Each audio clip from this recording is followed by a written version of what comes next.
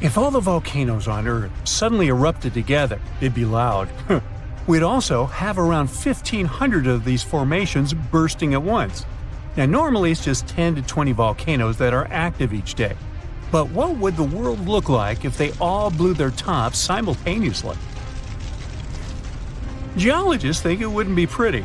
Even if only the land volcanoes erupted together, it would set off a chain reaction way worse than anything we've ever seen before.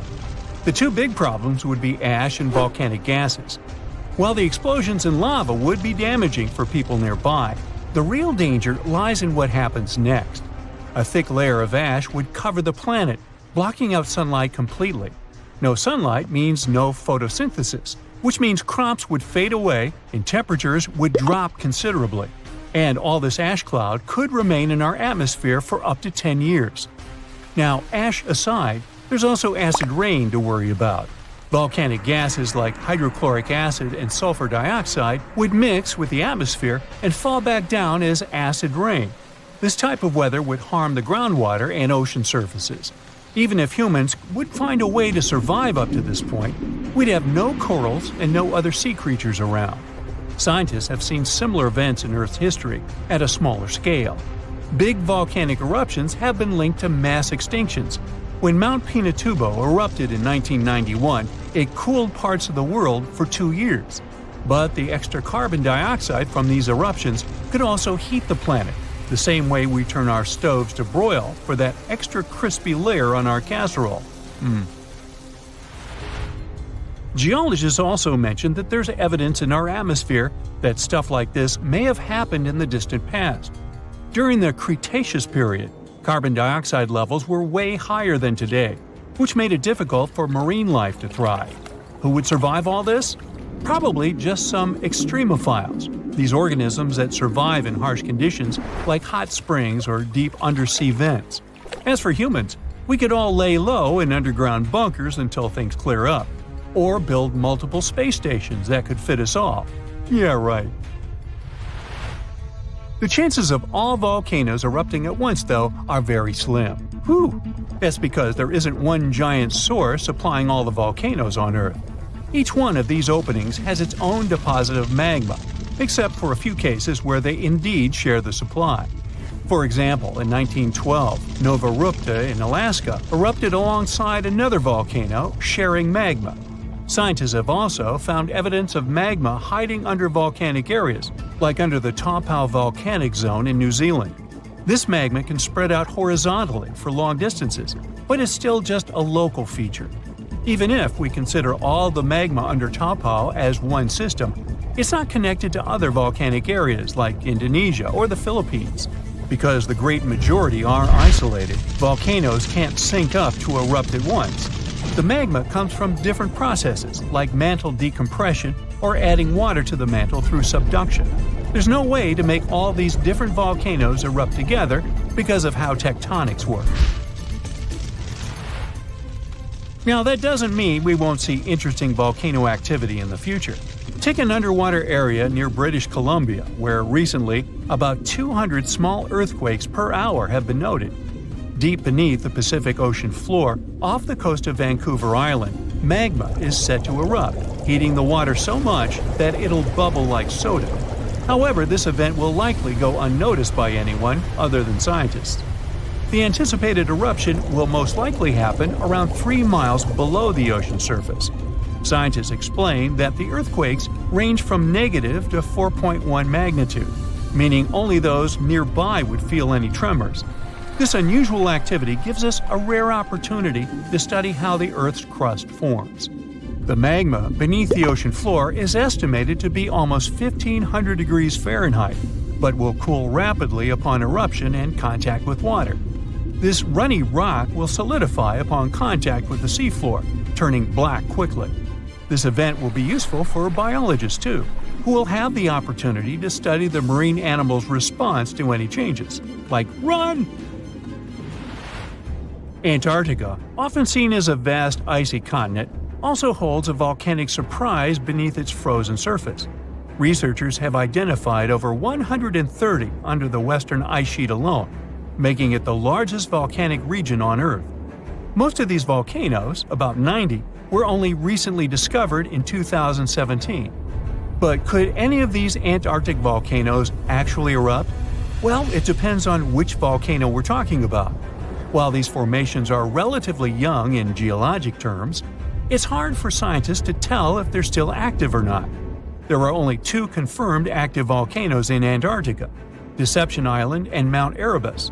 The latter, standing tall as the highest peak on the continent, has been continuously erupting since at least 1972. It's known for emitting gas and steam, and sometimes even throwing out rocks in what are called strombolian eruptions. One of its most notable features is a persistent lava lake in its crater, a rare phenomenon due to specific conditions needed to keep the surface molten. For instance, it's fueled by a steady supply of magma from deep within the Earth's mantle.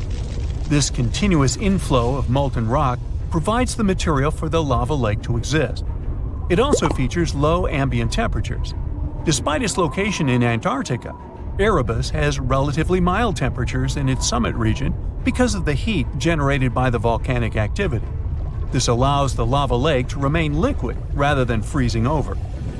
Deception Island, another active volcano, last erupted in the 70s. While it's currently not showing signs of imminent eruption, it's being monitored closely for any concerning activity. Apart from these two being confirmed to be active, Antarctica is dotted with fumaroles, openings in the Earth's crust that release gases and vapors. Sometimes these fumaroles can create icy towers reaching heights of 10 feet. What we should focus on is maybe supervolcanoes. They're this type that has the potential to produce the most massive and destructive eruptions. Unlike the typical one, which has a single vent, supervolcanoes have a vast magma chamber beneath the surface, spanning tens or even hundreds of miles in diameter. Their eruptions can have catastrophic effects on the surrounding area and even impact global climate patterns because of the amounts of ash and gases they spill out into the atmosphere. One famous supervolcano is the Yellowstone one, which some say is gearing up for another eruption. It has the capacity to unleash a colossal eruption, spewing over 240 cubic miles of material. As much as we'd like to predict its behavior, volcanoes don't stick to a calendar. On the contrary, eruptions simply happen when there's enough magma beneath the surface. There also needs to be enough pressure for the magma to travel upwards. As far as we can measure, these conditions are not currently met at Yellowstone. Sure, many volcanoes operate on a cyclical pattern, but that doesn't mean Yellowstone is overdue. In fact, Yellowstone has had just 3 major eruptions over the past 2.1 million years. Also, the term supervolcano refers to the formation's size, not necessarily how fussy it is. Yellowstone's monitoring is extensive, tracking seismicity, ground deformation, thermal emissions, gas, water chemistry, and surface changes. Signs of an eruption would include thousands of earthquakes over a short period. We'd also see deformation on the ground and weird gas emissions ahead of time. Stable as it might look like for now, the consequences of it having a major eruption could look ugly. Ash dispersion could blanket a 500-mile radius, potentially disrupting Midwest agriculture and clogging waterways. Ash and gas emissions into the stratosphere could induce global climatic effects, making our planet colder for several years. And yes, we've seen some research that it shows there's more liquid molten rock under the Yellowstone volcano than scientists believe. But that doesn't translate to imminent danger. When we think of active volcanoes, one region comes to mind: the Ring of Fire in the Pacific Ocean. 3/4 of Earth's volcanoes sit within this belt. Compare the area to Australia, which doesn't have any volcanic activity. The old continent of Europe is also calm, or at least we like to think so. Can you guess what the most active volcano in Europe is? If you thought of Mount Etna on the island of Sicily in Italy, you were right. The volcano has erupted about 200 times and has been far from sleeping in recent decades. The last time this happened was in August 2023. The highest mountain in the Mediterranean is 500 million years old. But in Iceland, there is a much younger volcano. It sprang into action on the 10th of July 2023. In the afternoon, 3 fissures appeared in the ground on a peninsula in the southwest of the island. This was at a base of a small mountain peak. Its name means Little Ram in the local language. The volcano spewed molten lava high into the air. There were also gas plumes in the area. But the scientific community wasn't surprised by the event. They already knew about the volcanic area that stretches between the cities of Reykjavik and Keflavik. Its name is hard to pronounce. Hey, I want to buy a vowel. It had already erupted during the previous 2 summers. This activity came after 8 centuries of dormancy. In the days leading up to the latest eruption, seismologists, the scientists who study earthquakes, recorded over 12,000 tremors. When the ground opened up in July, the fissures were over 1.5 miles long. The following morning, 2 of them closed. All the lava was now coming out of the last fissure. It grew into an elongated cone, the simplest shape of volcano we are all familiar with. The lava soon filled a large crater. It grew almost 100 feet tall during the first week, and it is still growing. On the night when the eruption started, lava spread out in all directions. Its cinders set ablaze the dry moss in the vicinity.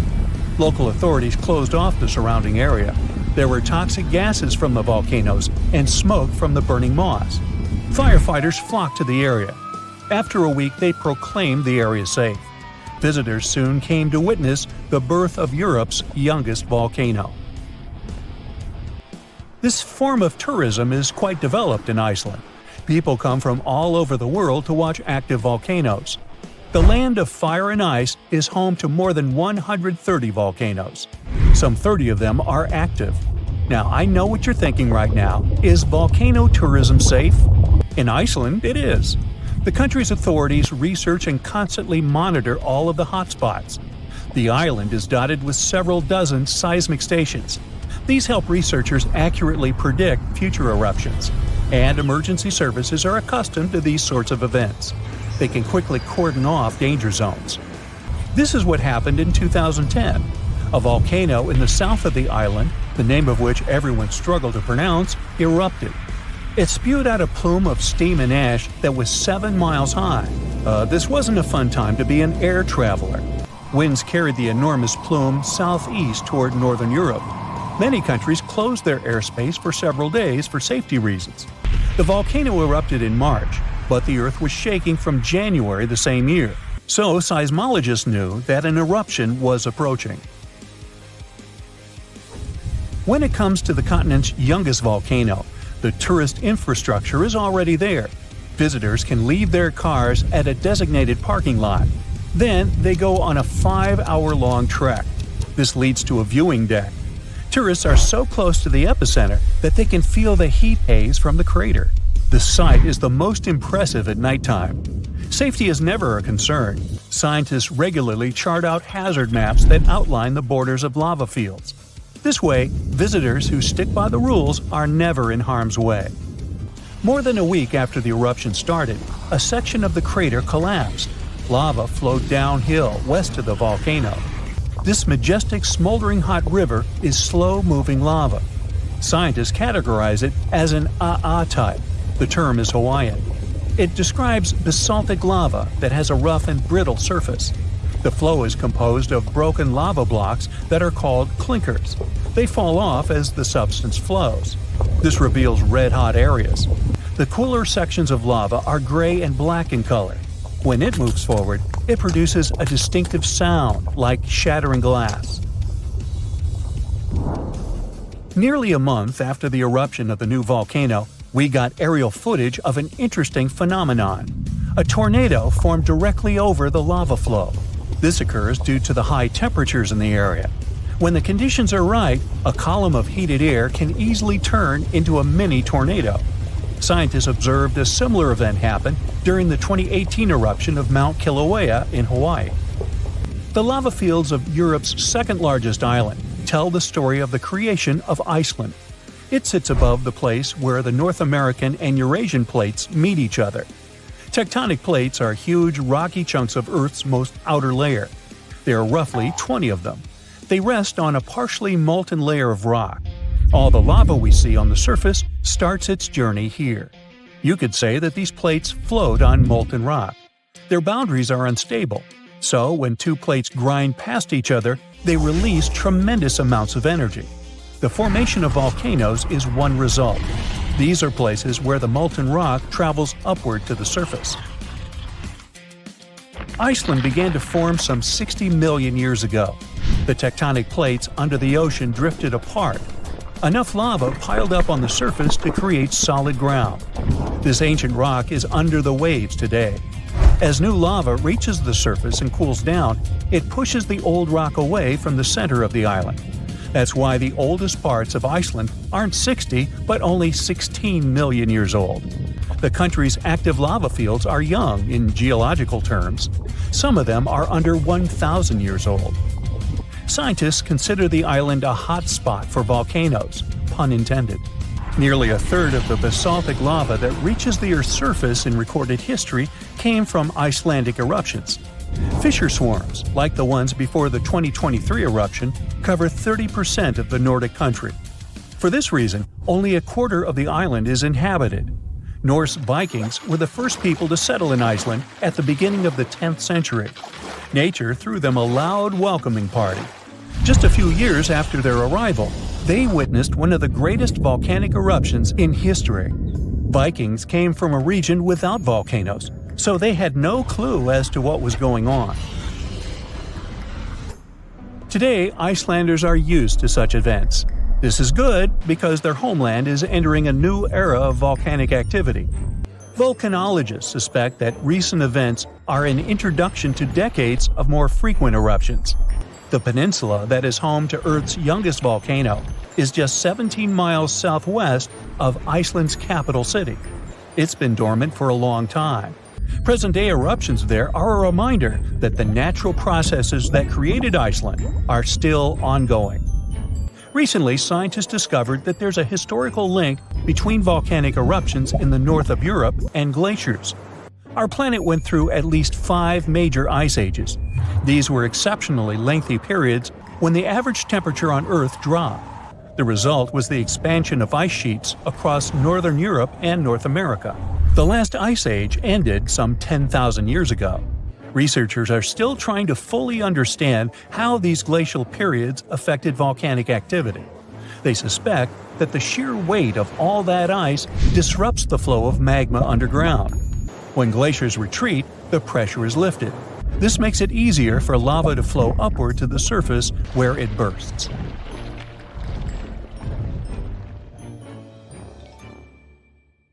Get ready, because one of the Pacific Ocean's most active volcanoes might blow any minute now. Scientists monitoring Axial Seamount, a gigantic underwater lava factory just off the coast of Oregon, say it could erupt literally any time between today and early 2026 at the latest. Yes, it's underwater, but don't get tricked by the ocean's cover. This beast is almost 3 times taller than the Empire State Building. This volcano is inflating like a souffle at a Michelin-starred restaurant, and scientists are so excited they will live stream it. Seriously! So, here's the thing. This volcano will explode at any moment now because, well, it's inflating fast. Over the past few months, researchers have noticed that the seafloor is literally rising. It's like Axial is doing its best impression of a waterbed filled with molten rock. Scientists call this inflation, which sounds like something you'd complain about after Thanksgiving dinner. But in volcano terms, it means magma is piling up underground, causing the seafloor to bulge like a souffle that's this close to collapsing. Now, an underwater volcanic eruption might not sound so exotic. After all, most volcanic activity on Earth happens under the sea. Believe it or not, there are more than 1 million submarine volcanoes quietly churning lava beneath the waves as you watch this. The ocean floor is Earth's biggest volcanic hotspot. What makes Axial Seamount so thrilling is that it's under intense scientific surveillance, unlike any other underwater volcano. It's like the star player in a volcanic reality show, with a network of ocean-bottom instruments giving researchers real-time updates on magma movements, seismic tremors, and crust deformation. In fact, Axial Seamount hosts the world's first-ever underwater volcanic laboratory. Scientists have been keeping a constant eye on it since the 1990s, when they installed sensors that now relay live data straight from the seafloor. This kind of monitoring is unheard of elsewhere and has turned Axial into a geological celebrity, one whose behavior we can track with remarkable precision. Besides, Axial is hilariously predictable. It erupts roughly every decade, and right on cue, it's gearing up for another performance. By mid-2024, it had inflated to nearly the same level as before its last eruption, which means the countdown is on. Scientists are so confident in its schedule that they've set up a volcanic advent calendar, waiting for the day when Axial decides to pop. But hold on, Axial Seamount isn't just your average underwater volcano. It's got style, personality, and a geological identity of its own. Now, most underwater volcanoes, called seamounts, tend to look like cones or flattened domes. Axial laughs in the face of tradition with its unfashionably rectangular caldera, a 2-by-5-mile crater that looks like it was designed by a geologist with a ruler and a grudge against curves. Most volcanoes opt for the classic circular look, but Axial, it went full avant-garde. This caldera is punctuated by fissures, vents, lava channels, and mysterious dome-like structures that rise hundreds of feet high. It's like the volcano's wearing a funky geometrical crown instead of the usual rounded hat. What's more, Axial's location is like prime real estate for geological fireworks. It sits right where two major forces collide, literally. First, it's on the Juan de Fuca Ridge, an underwater mountain range formed where two tectonic plates are slowly pulling apart, like a zipper being undone. Second, it's perched atop the Cobb Hotspot, a deep mantle plume that acts like Earth's sneaky magma espresso machine, pumping molten rock from deep inside the planet and fueling a whole chain of seamounts. To put it plainly, it's like the tectonic plates are reluctant dance partners, sliding away from each other, while the Cobb Hotspot acts as the DJ, turning up the heat and keeping the magma party going. This dual influence creates a complex plumbing system inside the volcano, with magma chambers filling, draining, and shifting in ways scientists are still trying to decode. The competition between the spreading plates and upwelling magma is what gives Axial its unique geological fingerprint, and it's also why this volcano keeps surprising us. Now, we said that Axial Summit isn't just a crater. The truth is that inside, the action gets even weirder and cooler, well, hotter, but you get it. Axial hosts black smoker hydrothermal vents, which blast superheated water at temperatures exceeding 700 degrees Fahrenheit. This is no ordinary underwater hot tub. These vents create one of Earth's most extreme environments, where bizarre creatures thrive in total darkness and scalding heat. Giant tube worms, crabs, colonies of bacteria, and even octopuses live off the mineral-rich plumes that gush from these vents, forming ecosystems completely independent from sunlight and photosynthesis. It's like an alien world beneath the waves, thriving off the volcano's fiery breath. These vent communities are crucial to science, not just because they're strange, but because they may resemble the earliest ecosystems on Earth. Some researchers believe life on our planet may have originated in similar deep-sea hydrothermal environments billions of years ago. Studying them could also help us search for life on icy moons, like Europa and Enceladus, where similar vents might exist beneath their frozen surfaces. When Axial erupts, it's like a natural reset button for these communities. The lava wipes everything out, but within months, life comes roaring back. Proof that even in the most hostile environments, real estate is always in demand. For those worrying about tsunamis or coastal disasters, relax. Axial's eruptions are the underwater equivalent of a slow cooker. The immense water pressure keeps things chill, well, scalding, but not explosive. So the worst thing that happens is some lava decorates the seafloor, and a few crabs have to find new vents to squat in. This means no massive ash clouds or explosive blasts that could reach the surface. Instead, lava oozes out and spreads across the seafloor, sometimes traveling for miles. But for scientists, this eruption is the golden ticket. Understanding Axial's patterns could help predict eruptions elsewhere, even on land. Plus, its bizarre ecosystems offer clues about how life might survive on other planets. Not bad for a volcano that mostly just sits around looking rectangular. Still, the volcano's activity can be heard in the form of thousands of small earthquakes every day. Thousands! As if the volcano itself was groaning and creaking, preparing to burst open. Again, we won't feel a thing, but at least they'll help scientists track the magma's movements and the volcano's eruptive cycle. Now, one of the coolest parts of this story is that scientists are preparing to live stream Axial's next eruption for the first time ever. Imagine watching an undersea volcano in action, live, as it's painting the ocean floor with fresh lava. It's like a front row seat to a natural fireworks display, thousands of feet beneath the waves. The live stream will come courtesy of the Ocean Observatory's initiative, which maintains a series of fiber optic cables linking Axial's instruments directly to shore. It's the Wi-Fi of the deep sea, and it's about to broadcast molten rock in HD. And there's another twist. Scientists have noticed a curious pattern in Axial's eruptions. All three of its most recent eruptions, in 1998, 2011, and 2015, happened between January and April, the months when Earth starts moving away from the Sun. So why?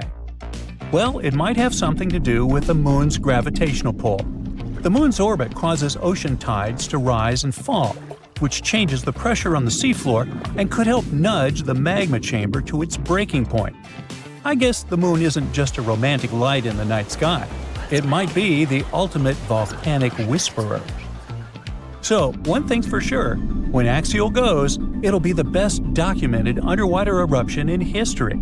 So, keep your eyes peeled. This is one natural spectacle you won't want to miss. And who knows, if we're lucky, we might even get deep-sea eruption ASMR out of the deal. Now, if you'll excuse me, I'll be refreshing the live feed like it's a Taylor Swift ticket sale. Frankenstein, unreasonably cold weather, and tons of lava. What do these things have in common? They all trace their origins back to Mount Tambora. This volcano in Indonesia had such a massive impact that the aftermath could be felt in Switzerland even a year later. And these spots are thousands of miles apart. Soon, we might be facing something similar again. Stick around, because I'm about to reveal the exact spot where the next eruption is expected to happen in 2025. Back in 1815, Mount Tambora erupted with unprecedented force, sending a colossal cloud of fine particles into the atmosphere. This cloud reflected sunlight, leading to global cooling and even the year without a summer in 1816. Temperatures plummeted, crops failed, and families worldwide faced food shortages, compounded by various health issues. Fun fact: Frankenstein appeared because of abnormally cold weather in the summer of 1816. The author got stuck indoors in Switzerland and wrote this story to pass the time. But that is the only positive aftermath. In England and Ireland, people struggled to find food. The crops were too bad that year, and this year without summer cost them lives, all because of the eruption in Indonesia. While many other volcanoes have erupted since then, none have had consequences as dramatic as Tambora. However, climate professor Marcus Stoffel from the University of Geneva believes potential serious eruptions aren't just a matter of luck, it's only a matter of time. So it's up to us. We can sit back and wait for the inevitable, or we can start preparing today. This future eruption will happen in a world that's vastly different from the one in 1815. Not only is our planet more densely populated now, but we've also experienced irreversible changes that affect our daily lives. Now, if you think volcanoes are always the bad guys, think again. They've actually played a crucial role in shaping our planet. They help with land formation, atmospheric development, and climate modulation. Just look at Yellowstone, for example. When thick lava oozed to the surface, it spread across the landscape and transformed the area forever. When volcanoes blow their tops, they release a mix of lava, ash, and gases, including carbon dioxide. But don't worry, compared to the emissions from fossil fuels, the amount from volcanoes is pretty tiny. What scientists are really keeping an eye on is sulfur dioxide, because it can have a big impact on our climate. When a major volcanic eruption happens, it can send sulfur dioxide soaring into the stratosphere, which is about 7 miles up in the atmosphere.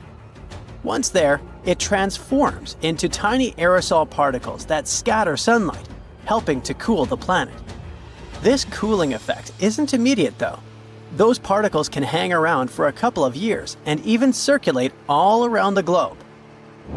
Nowadays, we've got special equipment to monitor sulfur dioxide emissions from space. Take Mount Pinatubo in the Philippines. During its eruption in 1991, it released around 15 million tons of sulfur dioxide. Now, while that's a lot, it wasn't quite as massive as the eruption of Tambora. Still, Pinatubo managed to lower global temperatures by about 0.5 degrees Celsius for several years. Tambora, on the other hand, dropped average global temperatures by about 1 degree Fahrenheit. I know what you might be thinking. That's not much, but trust me, it makes a difference. If the planet warms up by just 1 degree Fahrenheit, it could really mess with sea levels. Experts think we might see a rise of up to 8 inches by the end of this century. This could wipe out a lot of farmland and coastal habitats, which would be a huge blow to many communities. So maybe a volcano eruption that can cool off the planet is like a natural mechanism helping us out? Not exactly. While it does cool the planet off, don't get tricked into thinking it's the kind of coolness our planet needs. Such temperature shifts can severely mess up with the crops, like they did in 1816. There's also evidence that major eruptions can disrupt rainfall patterns, leading to drier conditions in monsoon regions across Africa and Asia. You see, the summer monsoon relies on the temperature difference between land and ocean, which can be altered by volcanic activity. Interestingly, a warmer climate may enhance the cooling effects of volcanic eruptions. Experts explain that the formation and movement of aerosol particles depend on climate conditions. As global temperatures rise, faster air circulation can lead to smaller aerosol particles, which are more effective at scattering sunlight and thereby intensifying the cooling effect. Oceans also contribute to this dynamic. A warming ocean surface creates a stratified layer, hindering the mixing of warm and cold water, which could mean that volcanic eruptions primarily cool the upper ocean layer and the atmosphere above it, according to Stoffel. Moreover, climate change may influence volcanic systems directly. The melting of ice can trigger more eruptions by reducing the pressure that allows magma to ascend more easily. Additionally, increased rainfall associated with climate change can seep into the ground and interact with magma, potentially sparking eruptions. While the prospect of a cooling period due to a volcanic eruption might seem beneficial amid climate change, scientists warn that the effects could be dire. The immediate consequences could be severe, particularly for the estimated 800 million individuals residing near active volcanoes. A major eruption could devastate entire cities. For example, Campi Flegrei, located near Naples, Italy, is showing signs of increased activity and threatens the lives of about 1 million people. Now, if you're from Oregon, beware, as experts say this state might experience volcano eruptions. Are you scared? Don't be. It's actually not as scary as it seems. Let me explain why. There are more than 80 volcanoes in Oregon, but we're not interested in a single one of them because it's an underwater volcano that is likely to erupt in 2025.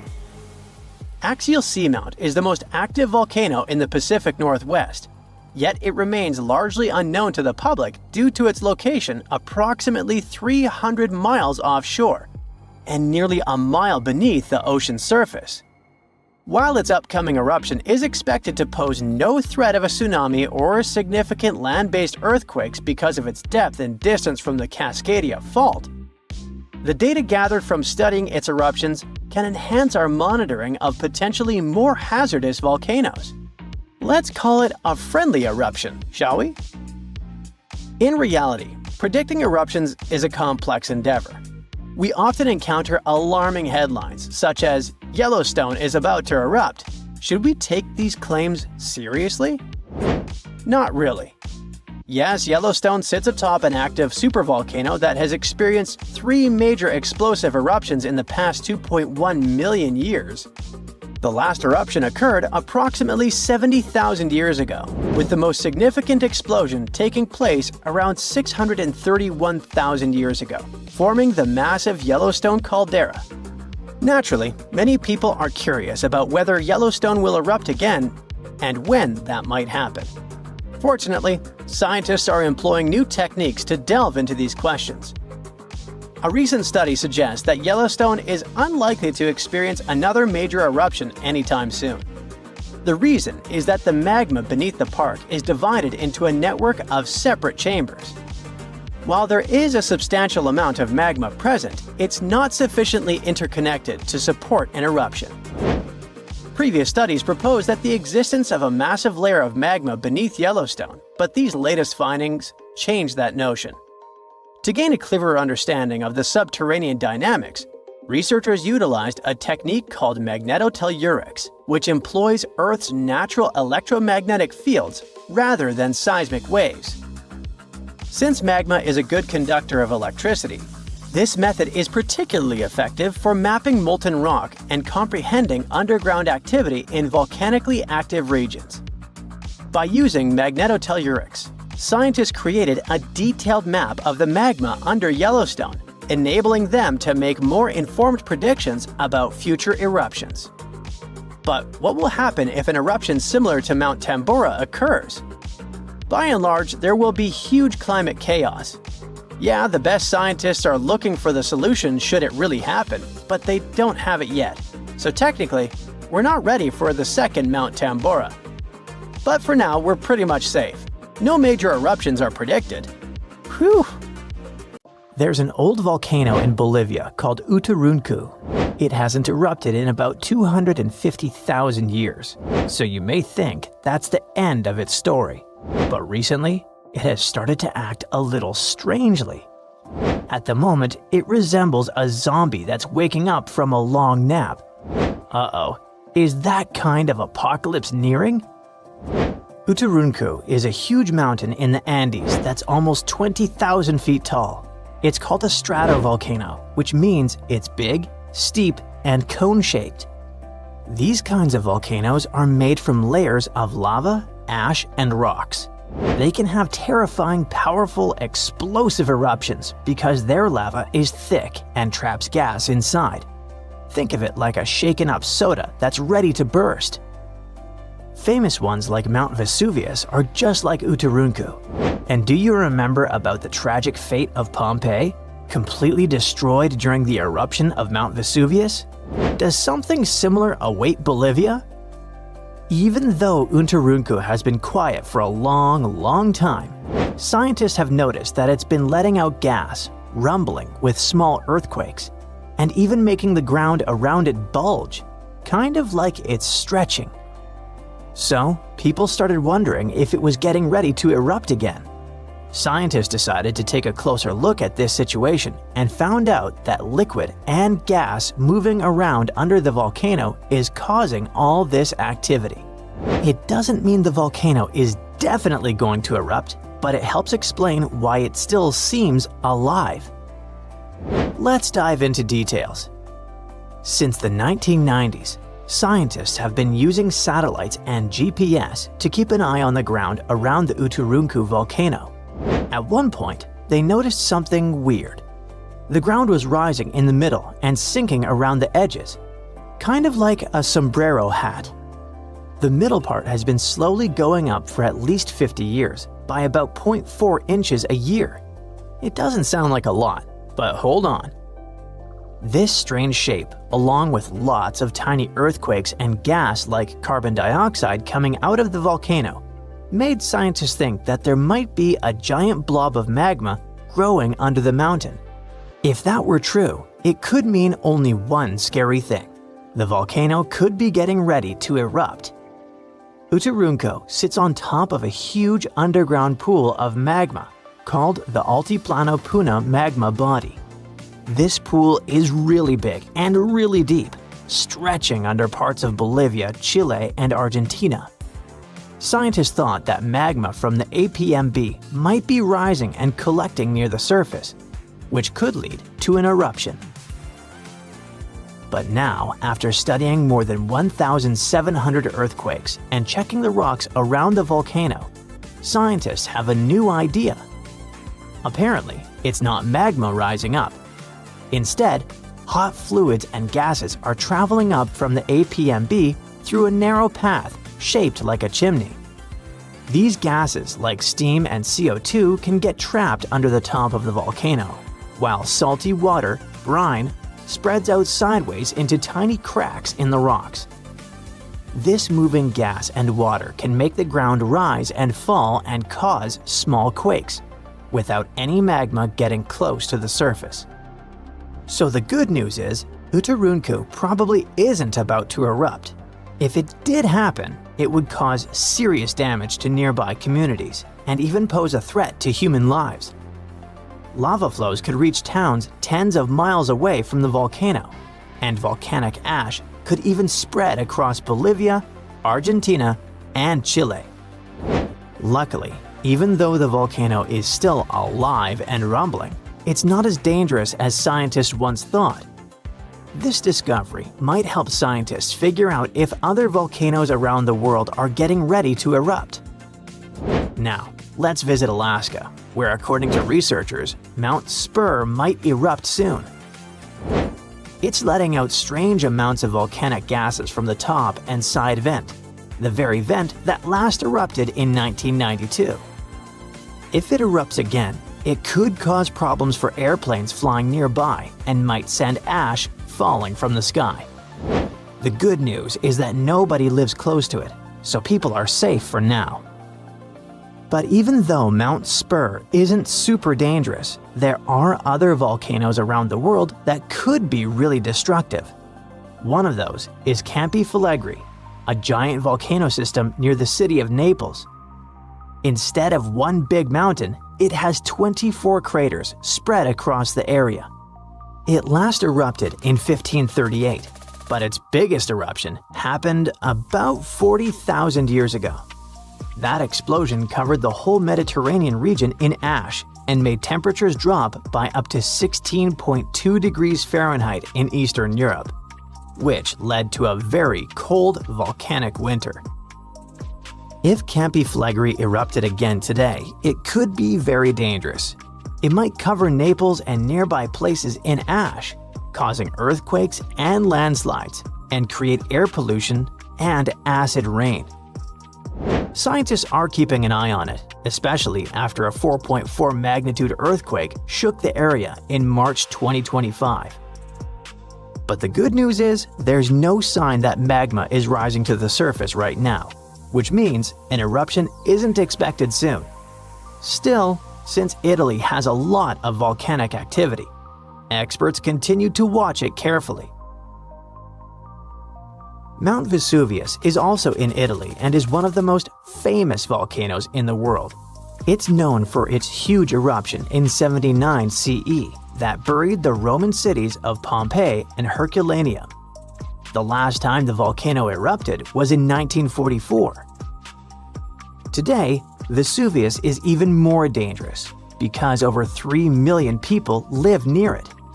Around 700,000 people are living illegally right on its slopes, which puts them even more at risk. If the volcano erupts again, it could send rocks and ash flying through the air at nearly 100 miles per hour and cause major destruction, possibly even wiping out Naples. And still, scientists believe a big eruption from Vesuvius probably won't happen for a few hundred more years. But since it's still an active volcano, researchers continue to monitor it. Cumbre Vieja is a volcano on the island of La Palma, which is part of the Canary Islands. It last erupted in 2021. During that eruption, lava poured out of the volcano and flowed all the way to the sea. It destroyed over 3,000 homes, but luckily, thousands of people were safely evacuated, so it wasn't as bad as it could have been. In the past, scientists were worried that a huge eruption could cause the entire western side of the volcano to break off and crash into the ocean. This could create a mega tsunami, sending massive waves hundreds of feet high across the Atlantic Ocean. But more recent studies have shown that this is very unlikely to happen. Mount St. Helens is a volcano in Washington State in the United States. It had a massive eruption in May 1980 that ended the lives of 57 people.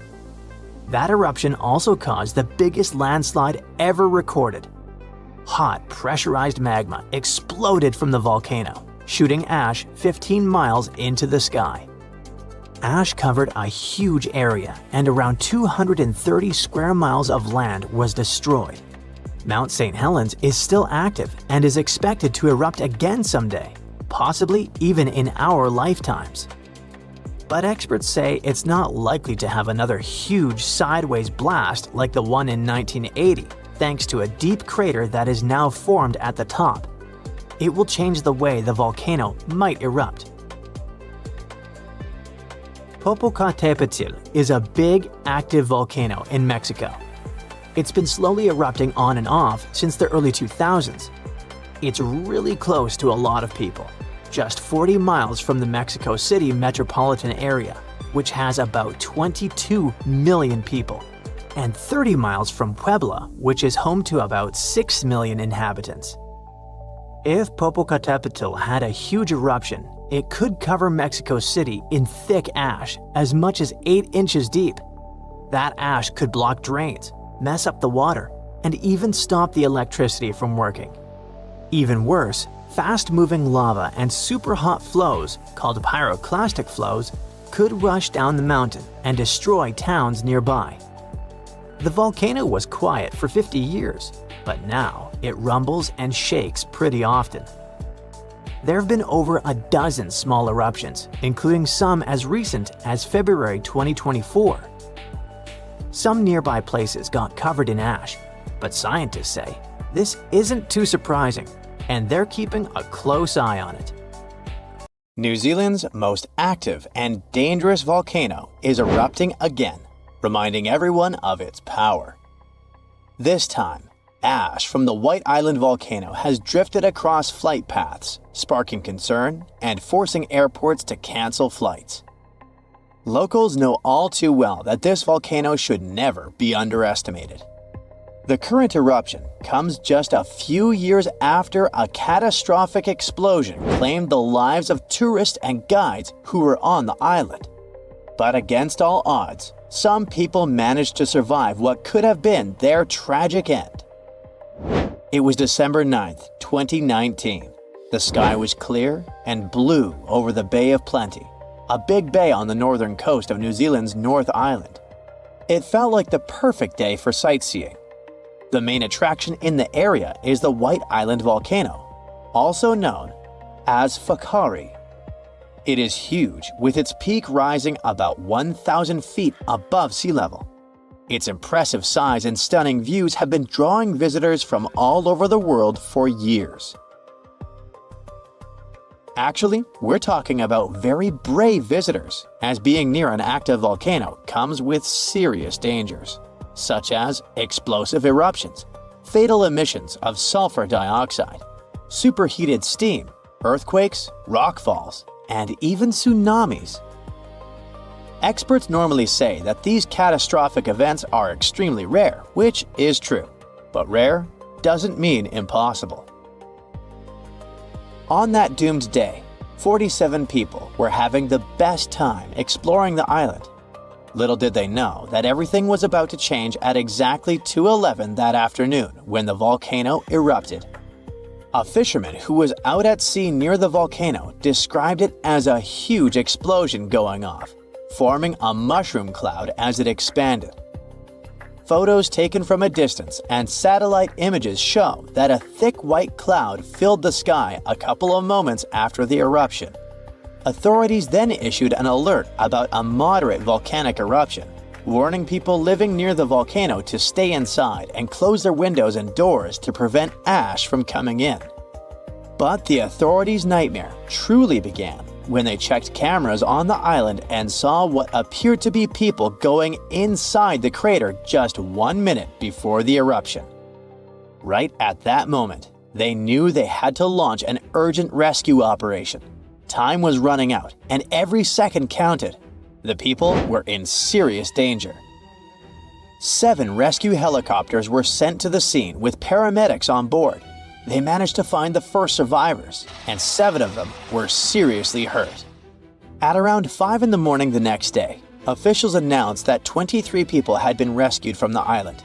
They knew more people were still trapped there, but rescue teams could not communicate with any of them. And there was something even more worrying in the back of their minds: the risk and fear that a second eruption might happen at any moment. Recovery efforts during that week were really challenging due to ongoing seismic and volcanic activity. Heavy rain, low visibility, and toxic gases made things even tougher for the teams on the ground. Unfortunately, 22 people lost their lives in this tragedy, either due to the explosion or from their injuries. Those who survived tell heroic stories about that day. One of the survivors was from Sydney and was only 19 years old when he went on a family trip to New Zealand. The itinerary included a visit to the famous White Island volcano.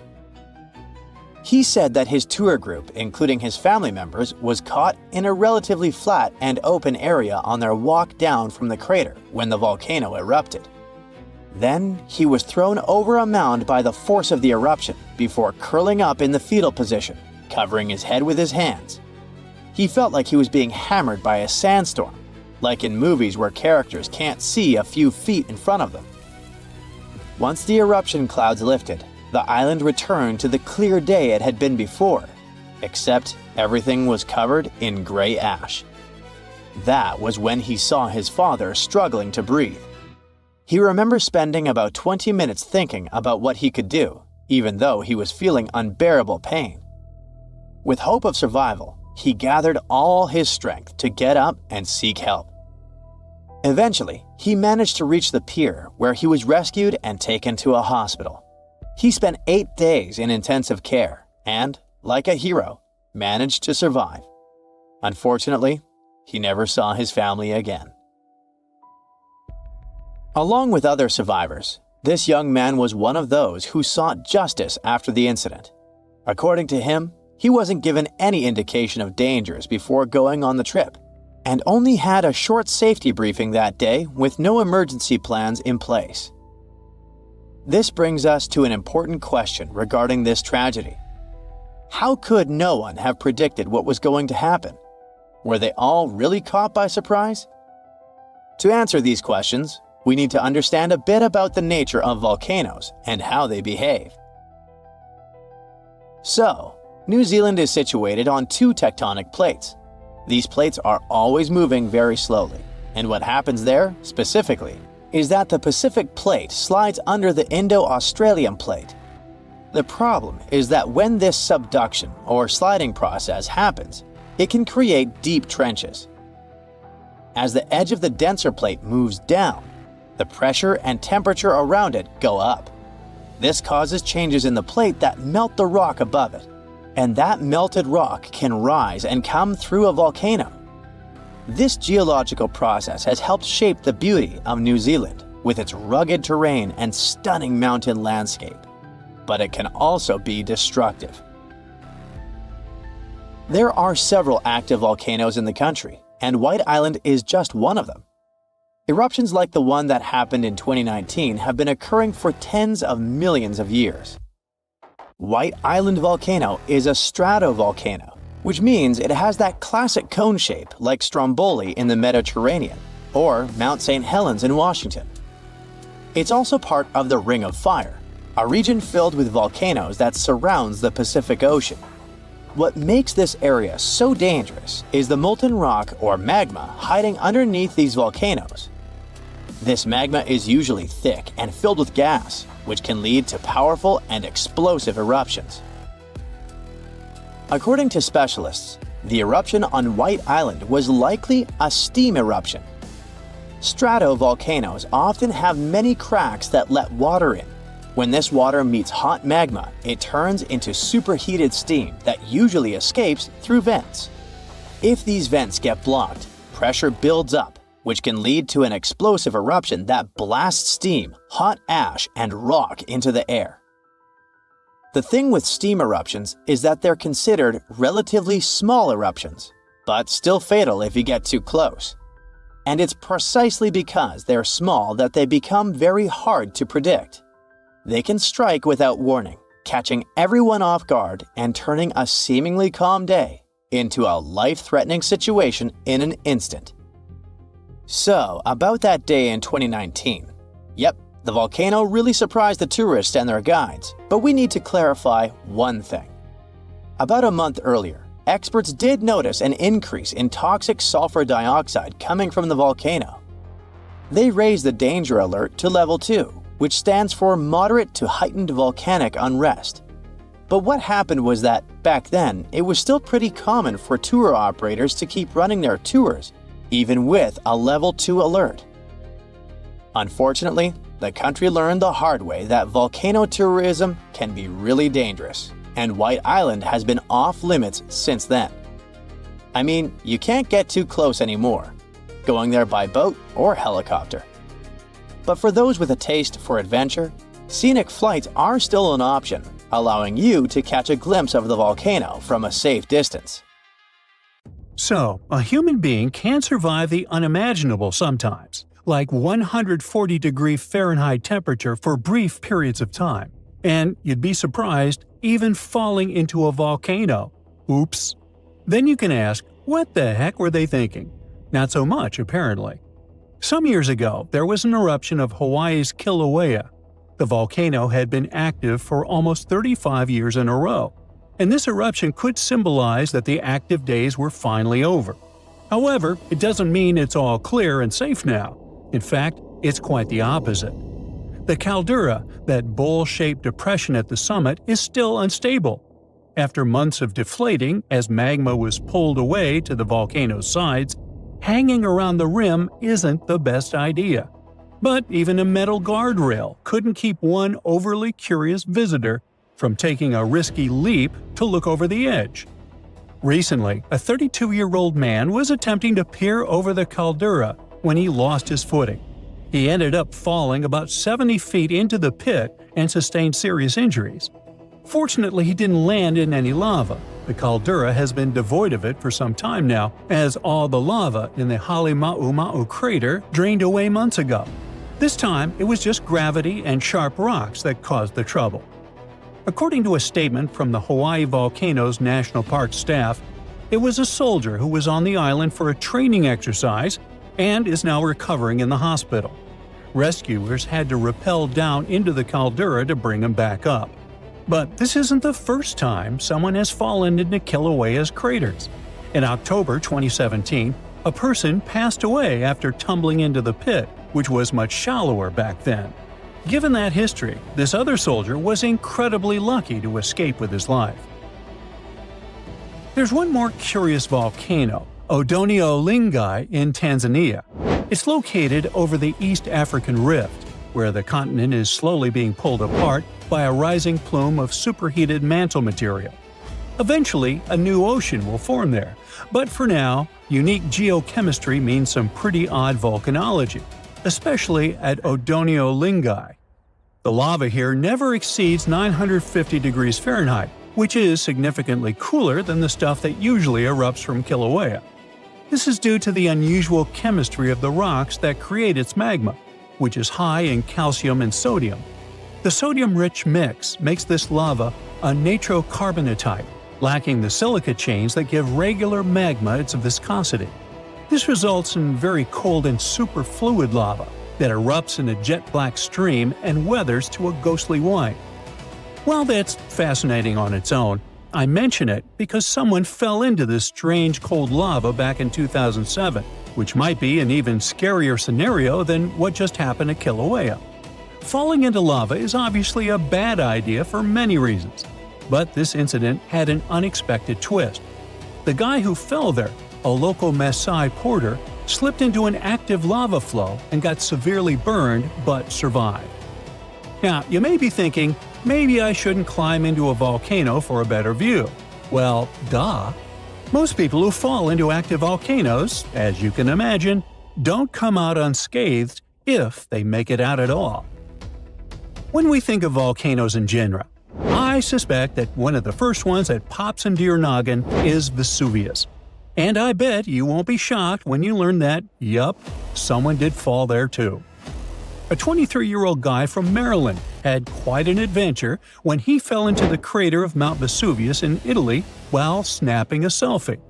The man, Philip Carroll, was exploring the iconic volcano, famous for burying the Roman city of Pompeii under ash in 79 CE. He was there with two family members. Local authorities were confused about what had happened, but they later explained that the family had taken a restricted trail to reach the summit. They hiked up from the town of Ottaviano, but ended up on a path that was off-limits to tourists, ignoring a small gate and clear no-access signs. First mistake. Once they reached the top of the volcano, which stands over 4,000 feet tall, Carroll decided to take a selfie. Big mistake. Oops, he dropped his phone into the crater. While trying to retrieve it, he fell and slid down a few meters into the crater. He managed to halt his fall, but he was stuck at that point. The situation could have been worse. Philip was incredibly lucky. If he had kept sliding, he would have dropped almost 1,000 feet into the crater. Nearly took himself out of the gene pool over a selfie. Now, for some context, Vesuvius's cone-shaped crater is about 1,000 feet deep and 1,500 feet wide. Philip ended up with some cuts and scrapes on his arms and back from the fall. Luckily, local guides spotted him with binoculars from the other side of the rim and rushed to his aid, using a long rope to pull him back to safety. A video posted on Instagram by Carroll's brother shows the breathtaking view from the volcano's peak, with someone in the background exclaiming, "Hey, we hiked to the top of a literal volcano!" After the incident, Carroll was taken into custody by the Carabinieri, one of the police divisions in Italy, and he had some time to consider his behavior. Now, Mount St. Helens is one of the most well-known volcanoes in the U.S., if not the entire globe, especially since its big eruption back in 1980. Fast forward to 2008.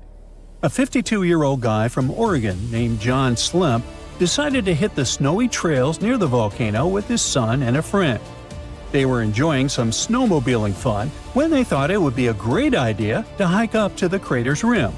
But what started as a fun day quickly turned into a real-life horror story. John, wait for it, fell into the volcano. Yep, he plunged about 1,500 feet, but surprisingly managed to survive. His fall was cushioned by a snowbank after about 150 feet, but that bank gave way, and he slid the rest of the way down. Emergency services were called, and a helicopter team had to come to his rescue. Fortunately for him, medical technicians were on the scene within hours and were able to save John's life. Meanwhile, another tourist, this time from Ireland, had a lucky break after plummeting 650 feet down an Indonesian volcano, coming away with just a few minor scrapes. His name is Paul Farrell, and he was 31 when it happened. He was hiking solo on Mount Rinjani in West Nusa Tenggara when he lost his footing and tumbled down a steep trail, reportedly rolling off a cliff. Mount Rinjani, standing at 12,224 feet, is an active volcano on Lombok Island and draws hikers eager to see its breathtaking crater lake, Segara Anak. Amazingly, Paul only ended up with some cuts on his face, arm, and legs, according to local news sources. He even managed to reach out to a local resort for help, which alerted police early that morning. Ironically, a rescue team was already on the scene, tending to the body of another hiker who had fallen into a nearby ravine. Despite some communication challenges due to poor reception in the remote area, the team managed to find Paul relatively quickly, given the circumstances. Locals explained that Paul had slipped because the ground was sandy. Yes, blame it on the sand. Now, you probably noticed that cases of falling down a volcano aren't that rare, huh? Not everyone survives such falls. Most hikers, well, pass away. Back in March 2010, a Swedish tourist had a wild and unfortunate mishap at Mount Batur in Bali, Indonesia. He was hiking up to the rim of the active volcano just before sunrise, hoping to soak in the breathtaking view, when, out of nowhere, he accidentally slipped and fell in. Whoopsies! Instead of enjoying a stunning sunrise, this unfortunate backpacker found himself plummeting about 500 feet to his last destination. He wasn't alone. He had 3 friends with him, a serene early morning trek that took a tragic twist. Interestingly, the authorities actually considered the trail he was on to be quite safe, making this incident all the more heartbreaking and unexpected. Well, you be the judge. Imagine standing in the middle of Europe 40,000 years ago. The landscape is rough, cold, and unforgiving. Fast food is scarce, and there's no internet. Suddenly, from out of the woods steps a figure, stocky, strong, and with a face that is quite unusual. This human looks similar to us, but something about them is different. Their brow is heavy, their nose is broad, and their body seems to be built to fight nature itself. Well, congrats! You've just met a Neanderthal. You might have thought that Neanderthals were basically ancient humans, but that's not really true. We come from the same genus called Homo, but we, all modern humans, belong to one same species called Homo sapiens. However, there used to be lots of human species before, and Homo neanderthalensis was just one of them. And they actually were kind of cooler than us. So what in the world has happened to them? Neanderthals lived for a long time, for about 360,000 years, across Europe and parts of Asia. 40,000 years ago, the place we now call southern Italy was sitting on top of a huge disaster, a massive supervolcano called Campi Flegrei. This big boy is huge, about 9 miles wide. That's about 10 to 20 minutes in a car to get across it all. But there were no cars then, remember? At the time, it was quiet for a while, but one day, suddenly, it blew in what became one of the biggest volcanic eruptions Europe had seen in 200,000 years. The catastrophe was so crazy that ash, gases, and debris altered the climate across the entire continent. What comes next is usually called a volcanic winter. Average temperatures drop, the sky gets darker, and life becomes even harsher than it already is. The eruption, known as the Campanian Ingumbrite, caused Europe to cool by as much as 7 degrees Fahrenheit. Doesn't sound like much? Well, the drop of even 1 degree would cause winters to become harsher, causing horrible snowfall, rains, and floods.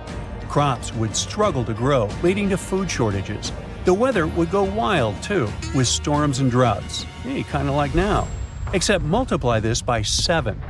Events like these caused some huge chaos in modern times. You can imagine what it did to the Neanderthals. But in reality, a simple volcanic eruption shouldn't destroy an entire species, right? Well, yes. The truth is, the Neanderthals were already hanging by a thread back then, and all because of us. They've been in a tough spot for a while. They lived in places that are now parts of Europe, Western Asia, and the Middle East. Modern humans, us Homo sapiens, entered Europe and were giving them some serious competition for food and shelter. Homo sapiens were sneaky dudes, better at finding food, easily adapting to different environments, and using more advanced tools. We were pushing Neanderthals out, trying to get the same resources. We literally made their extinction a slow and very unpleasant process. So, while the volcano definitely made things worse, it wasn't their only problem, and they didn't completely disappear after the eruption. Some of them hung on in isolated places, like Gibraltar, for another 12,000 years. That's because it's likely most of the severe cooling actually happened farther east, away from where the Neanderthals were trying to survive, and it didn't hit their homes as hard as we thought. In fact, the eruption may have even helped them, at least for a while. Some scientists say that the volcanic fallout might have slowed down modern humans' expansion into Neanderthal territory and gave the poor fellas a little more time to survive. So, the Campi Flegrei eruption was a nasty event, but it only delayed the inevitable. Campi Flegrei is a wild card. It's also known as the Fields of Fire. The air itself there is thick with legend. The Greeks and Romans believed this volcano was the gateway to the underworld. Even an ancient Roman poet, Virgil, mentioned this in his famous story, the Aeneid. The hero Aeneas must descend into the underworld, and this place is exactly where he starts. Back in the day, this landscape was full of Roman villas, spas, and fish ponds. The elite had the time of their lives there. What they didn't know, though, was that they were standing on treacherous ground that could go crazy at any moment. The Campi Flegrei is not your typical volcano. You'd imagine a single towering peak, but the landscape looks deceivingly calm, with small features popping up here and there. But if you flew above it, the sight would be insane.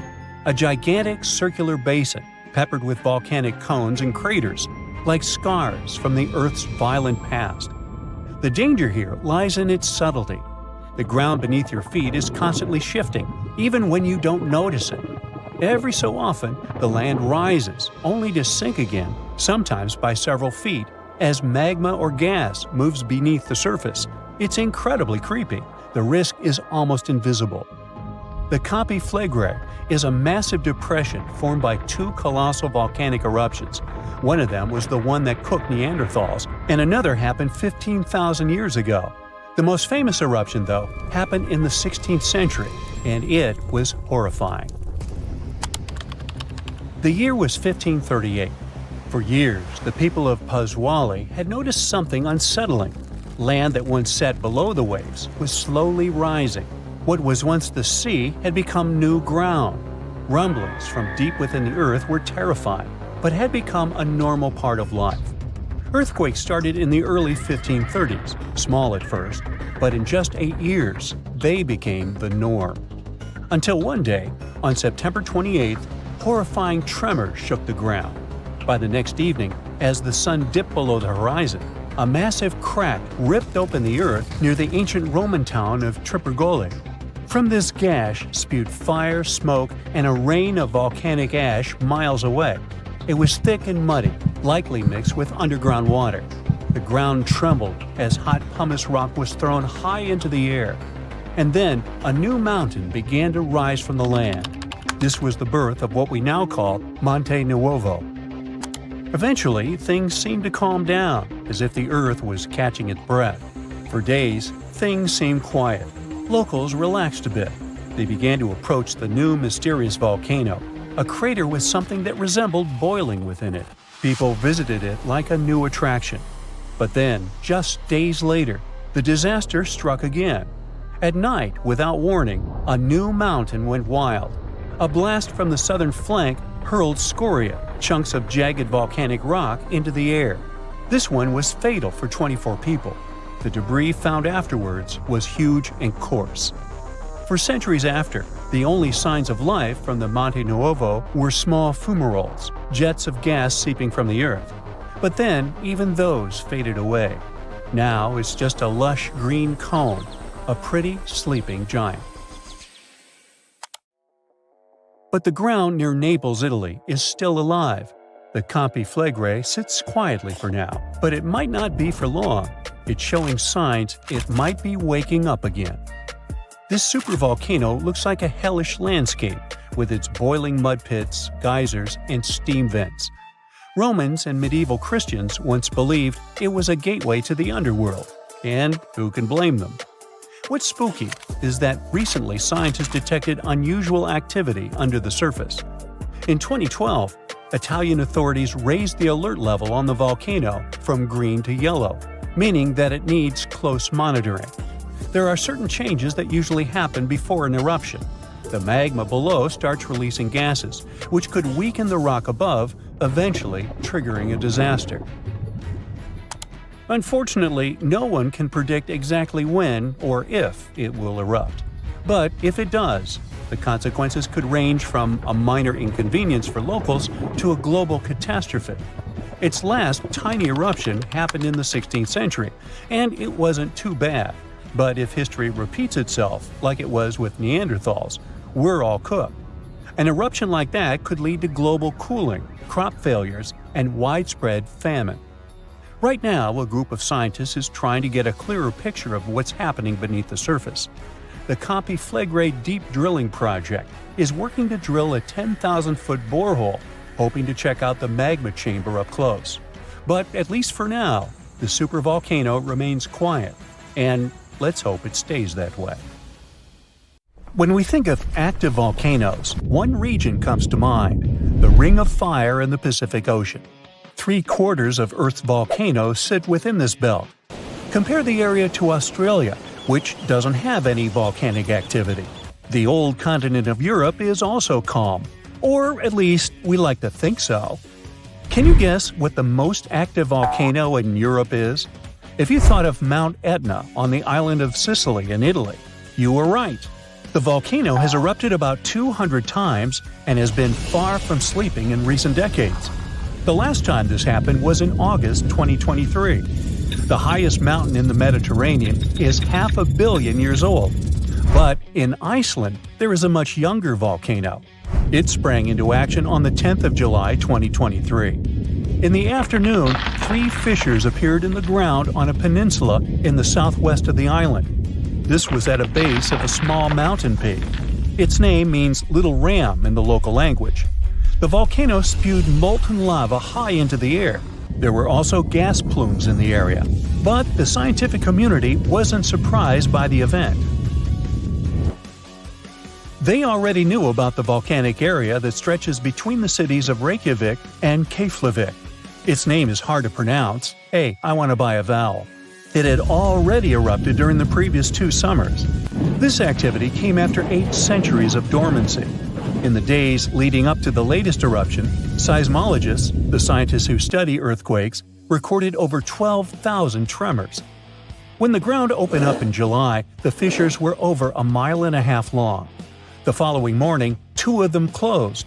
All the lava was now coming out of the last fissure. It grew into an elongated cone, the simplest shape of volcano we are all familiar with. The lava soon filled a large crater. It grew almost 100 feet tall during the first week, and it is still growing. On the night when the eruption started, lava spread out in all directions. Its cinders set ablaze the dry moss in the vicinity. Local authorities closed off the surrounding area. There were toxic gases from the volcanoes and smoke from the burning moss. Firefighters flocked to the area. After a week, they proclaimed the area safe. Visitors soon came to witness the birth of Europe's youngest volcano. This form of tourism is quite developed in Iceland. People come from all over the world to watch active volcanoes. The land of fire and ice is home to more than 130 volcanoes. Some 30 of them are active. Now, I know what you're thinking right now. Is volcano tourism safe? In Iceland, it is. The country's authorities research and constantly monitor all of the hotspots. The island is dotted with several dozen seismic stations. These help researchers accurately predict future eruptions, and emergency services are accustomed to these sorts of events. They can quickly cordon off danger zones. This is what happened in 2010. A volcano in the south of the island, the name of which everyone struggled to pronounce, erupted. It spewed out a plume of steam and ash that was 7 miles high. This wasn't a fun time to be an air traveler. Winds carried the enormous plume southeast toward northern Europe. Many countries closed their airspace for several days for safety reasons. The volcano erupted in March, but the Earth was shaking from January the same year, so seismologists knew that an eruption was approaching. When it comes to the continent's youngest volcano, the tourist infrastructure is already there. Visitors can leave their cars at a designated parking lot. Then they go on a 5-hour-long trek. This leads to a viewing deck. Tourists are so close to the epicenter that they can feel the heat haze from the crater. The sight is the most impressive at nighttime. Safety is never a concern. Scientists regularly chart out hazard maps that outline the borders of lava fields. This way, visitors who stick by the rules are never in harm's way. More than a week after the eruption started, a section of the crater collapsed. Lava flowed downhill west of the volcano. This majestic smoldering hot river is slow-moving lava. Scientists categorize it as an AA type. The term is Hawaiian. It describes basaltic lava that has a rough and brittle surface. The flow is composed of broken lava blocks that are called clinkers.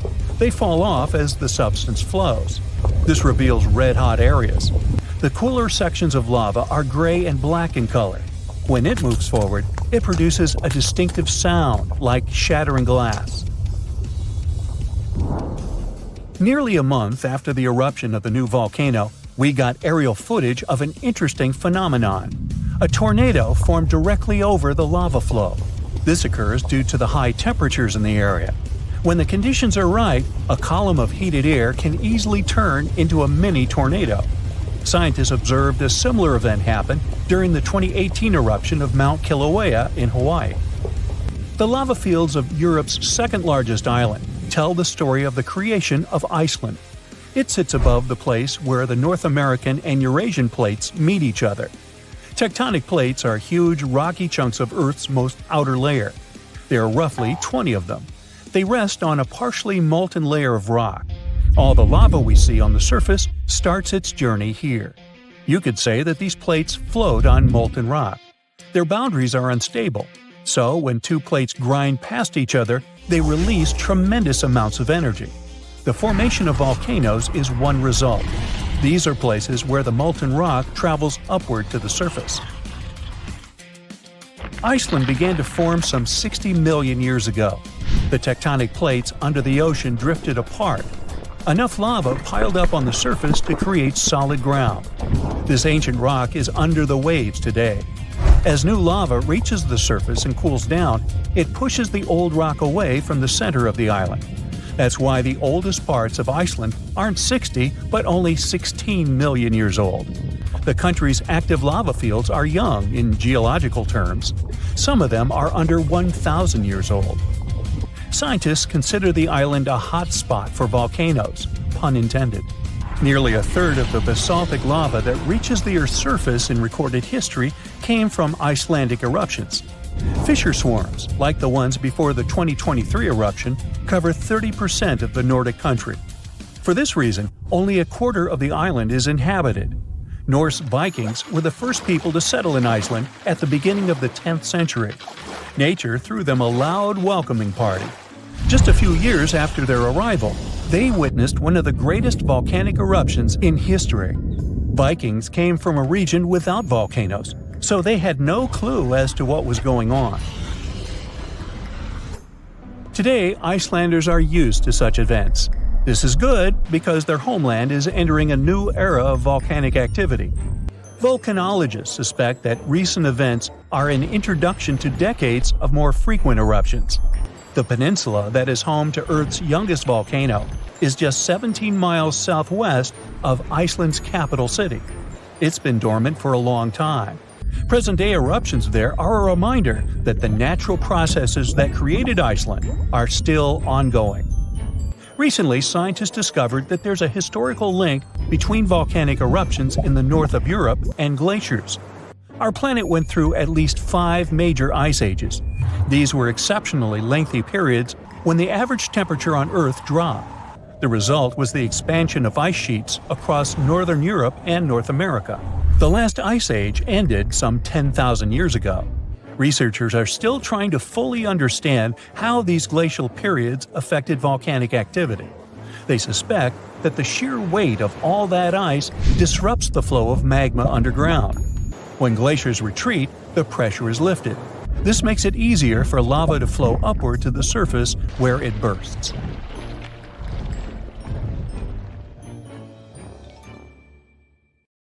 Phew, you can finally send that last report for the day and breathe out. The weekend is around the corner. But just when you're about to hit send, you're alarmed by the low rumbling under your desk. Is it the light rail passing by? Unfortunately, that's not the case. It's a volcano speaking. What, here? In Arizona? That's right, the ground keeps shifting under Arizona, reminding us that Earth is alive. No panic though. Let's arm ourselves with some context. 20 American states have extinct, active, and dormant, currently sleeping, volcanoes. Among such states, you can find California, New Mexico, Nevada, Utah, and Colorado. On the bright side, Arizona's volcanoes are dormant at the moment, but it doesn't mean they won't go off in the near or not so near future. Now, how about traveling to Arizona to check the traces of its active volcanic past? They dot the desert landscapes of this state like spots dot a Dalmatian. There are entire volcanic fields southwest of Phoenix, east of Douglas, near Flagstaff, north of Kingman, and near the Mexico border. The most worrying thing about these fields is that even though they're not active at the moment, eruptions in this region might happen every 1,000 years or so. Well, the time seems to be up. The last powerful and destructive volcanic eruption occurred around 1,000 years ago at the Sunset Crater. Oh, this place is worth paying more attention to. And we will, but a bit later. First, we have to talk about hotspots. No, not that place where you can surf the web. In our volcanic context, a hotspot is a place where insane amounts of heat melt the overlying crust, Earth's thin outer layer, and form volcanoes. This heat rises from the mantle, which is located between our planet's dense, superheated core and the crust. Want to see an example of this type of volcanism? Welcome to the Hawaiian Islands. The Big Island has its active volcanoes because, at the moment, it's situated on top of the Hawaiian hotspot. The older Hawaiian Islands were once there too, but later they drifted off towards the northwest. It happened because that's where the oceanic crust on top of which they sat, namely the Pacific Plate, moved. Now, look at the world's ocean basins. Yes, they're literally dotted with islands that sit on top of hotspots, like Hawaii, Iceland, Samoa, the Galapagos. Those are probably the most famous examples. But don't think that continents can't host hotspots. They can, but those are far less common. One of the most famous continental hotspots is, I bet you know it. Yep, the one beneath the Yellowstone caldera. By the way, the caldera is a vast volcanic crater, especially one formed as a result of a massive eruption that led to the collapse of the mouth of a volcano. The Yellowstone hotspot is basically the creator of Old Faithful and the rest of the hot springs and mud pots for which the national park is famous. Speaking of Old Faithful, let's make a small detour and pay more attention to this wonder of nature. It's one of the most well-known geysers in the world. People have been coming from all over the globe to see it for more than a century. The cool thing about this geyser is that the likes of it can only form under very specific conditions. That's why they're pretty rare. Magma under the surface superheats pockets of underground water. The pressure there keeps growing until it eventually pushes the water upward with immense strength. A certain volcanic rock with a high silica content lines the tunnel through which this water escapes. Basically, it creates a unique pipe that can withstand unbelievable pressure and heat created by the water erupting above the ground. Old Faithful was the very first named geyser in Yellowstone. If you come to visit it expecting the thing to erupt every hour on the hour, you're gonna be disappointed. On average, Old Faithful erupts every 91 minutes or so, which isn't that bad either. Plus, you can download a special app which will provide you with the approximate time of the next eruption. But be very careful while visiting and stay away from the site. The water erupting from the powerful geyser reaches 204 degrees Fahrenheit. The steam is even more scorching, up to 350 degrees Fahrenheit. It's hot enough to bake a cake. But let's get back to our volcanic hotspots. Scientists still don't clearly understand why there aren't many hotspot volcanoes on continental crust. One reason might be that the continental crust is much thicker than the oceanic crust, which is about 4 times as thick on average. Another reason could be that most of Earth's crust, about 2/3 of it, is oceanic. This means that there's less continental crust for hotspots to form under. Now, I bet those of you living in Arizona will appreciate the following info. We'll talk about a volcanic field right in the heart of this state. the San Francisco Volcanic Field. That's a massive area filled with over 600 volcanoes. Yes, they're mostly small, but it doesn't make them any less impressive. They're scattered across 1,800 square miles in northern Arizona, a giant territory. Interestingly, scientists are still debating about whether this volcanic field is actually sitting on top of a hotspot. But one thing they agree upon: the volcanoes in this area get younger as you move east. And this pattern matches up with the North American plate moving west over what could be a stationary hotspot beneath the surface of our planet. Cool, huh? The volcanic hullabaloo in that area started around 6 million years ago. So, in geological terms, it's relatively young. As for the most recent eruption, it happened less than 1,000 years ago. The Sunset Crater, which I mentioned before, the one near Flagstaff, is the most famous vent from that eruption. The Sinagua people had to leave their homes at Wupatki Pueblo because of the eruption. That site is now part of the Wupatki National Monument. There, you can see how people lived in this volcanic region many years ago. If you go to explore this area, you'll notice that most of the volcanoes there are basalt cinder cones, small and steep. The Colorado Plateau has quite dry weather conditions. That's why the volcanoes haven't worn down much. Some of the best examples of those cones, like this one, called the SP crater, still look like they appeared yesterday. But look around. It's not just cinder cones. The San Francisco Volcanic Field also has a stratovolcano, as well as some lava domes that formed from volcanic rocks with more silica than basalt you can find in places like Hawaii. It means they're thicker and don't flow as easily. Anyway, the stratovolcano is going to be one of the most epic sights you'll come across while exploring this volcanic field. Well, not the stratovolcano itself, but the San Francisco peaks, the remains of that giant formation. They stand tall at more than 12,600 feet. That's 4.5 Burj Khalifas placed on top of one another. It makes the peaks some of the biggest landmarks in northern Arizona. They're not only stunning, but also sacred to the Native American people who have lived in the area for many generations. Now, unlike those super active volcanoes in Hawaii, the San Francisco Volcanic Field takes its time, thousands of years between eruptions. But you shouldn't relax just yet. Geologists say another eruption is likely to happen one day. It will probably occur in the remote eastern part of the field, away from big towns. Phew!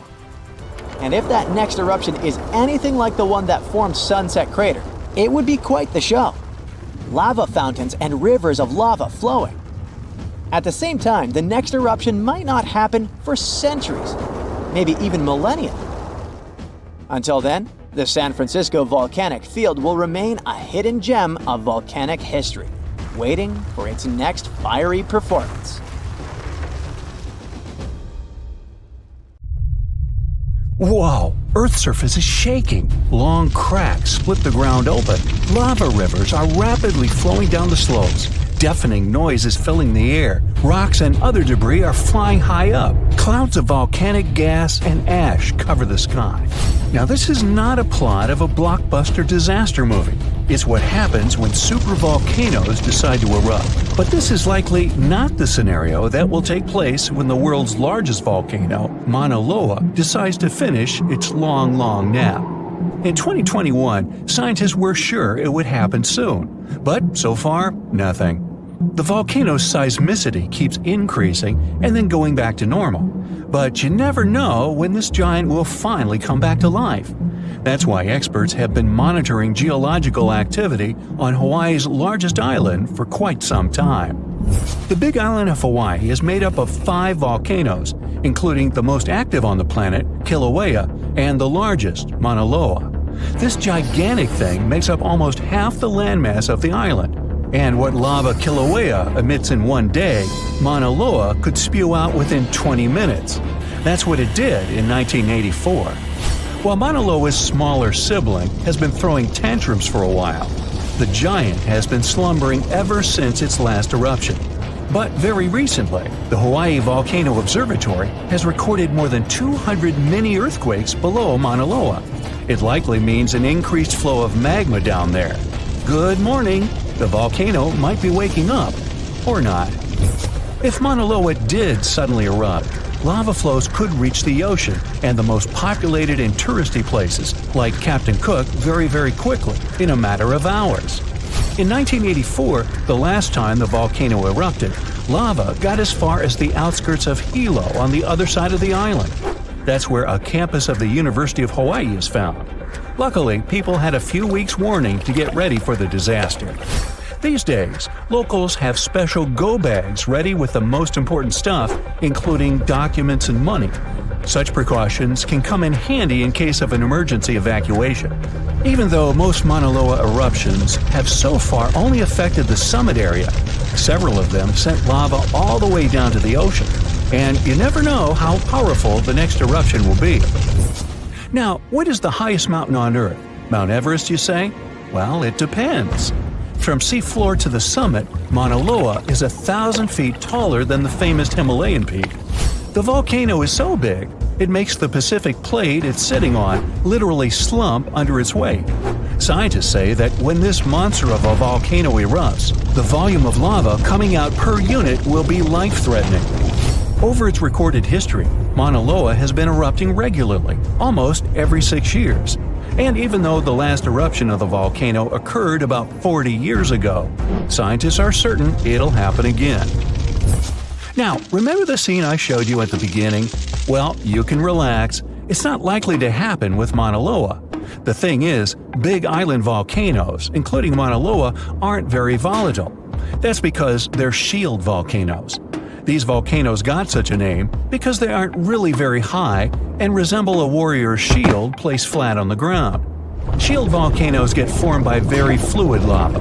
It travels farther and forms much thinner flows than lava erupted from a stratovolcano, which is conically shaped and tall, like the infamous Krakatoa in Indonesia. So if, or should I say when, Mauna Loa erupts, there probably won't be ash clouds and tons of debris. The most dangerous thing will be lava. Since Mauna Loa is a shield volcano, its lava is extremely fluid and voluminous, which allows it to flow far and fast. Using theoretical vent maps, experts from the Hawaii Volcano Observatory have made charts of possible lava flows. They're kind of worried about earthquakes clustering at high rates. It likely means that lava is on the move under the surface. 500 to 600 earthquakes per day are a serious reason to be on high alert. On the other hand, it doesn't necessarily mean a disaster or inevitable eruption. Around a decade ago, several earthquakes that happened at the same time signaled that something was happening under Mauna Loa. But an eruption didn't occur. Instead, half the volcano shifted a bit to the south. This way, it probably gave more room to magma so that it had enough space to stay beneath the surface. Now, let's get back to the catastrophic eruption we saw at the beginning of the video. That's what often happens when a supervolcano erupts. Those are volcanoes that have at least once had an eruption with a volcanic explosivity index of 8, which is the largest recorded number on the index. Supervolcanoes are often extremely large, with no cone at all. That's because they're typically the remains of gigantic magma chambers that once flared up, leaving behind a caldera. They're usually found over hot spots. Supervolcanoes can produce super eruptions, and when they do, they blow more than 240 cubic miles of ash, molten rock, and hot gases up into the air. In other words, 4 super eruptions could fill the Grand Canyon to the brim. Supervolcanoes get formed when gigantic volumes of scorching hot magma are trying to escape from deep underground. This magma rises close to the surface but can't break through Earth's crust. That's why a huge pressurized pool of bubbling magma gathers at a depth of only several miles. The pressure keeps growing because more magma is trying to get to the surface until, bam, a super eruption occurs. The most recent super eruption happened in New Zealand. Well, when I say recent, I mean around 26,500 years ago. Nah, I wasn't around then. That's when a supervolcano beneath the surface of Lake Tahoe spewed into the air more than 300 cubic miles of ash and pumice. Imagine 500,000 Great Pyramids of Giza flying up at the same time. That's how incredibly powerful that eruption was. But the most exciting and confusing thing about the eruption was that the Tahoe volcano simply didn't go off like many others. At first, everything was going as usual. More than 200 square miles of magma had built up under the surface, and the pressure was getting higher and higher. But after the rock cracked and the first part of lava rushed out of the crater, something went wrong, and the supervolcano took a break. Only several months later, the disastrous eruption shook the ground, and thousands of tons of lava, rocks, and ash flew high into the atmosphere.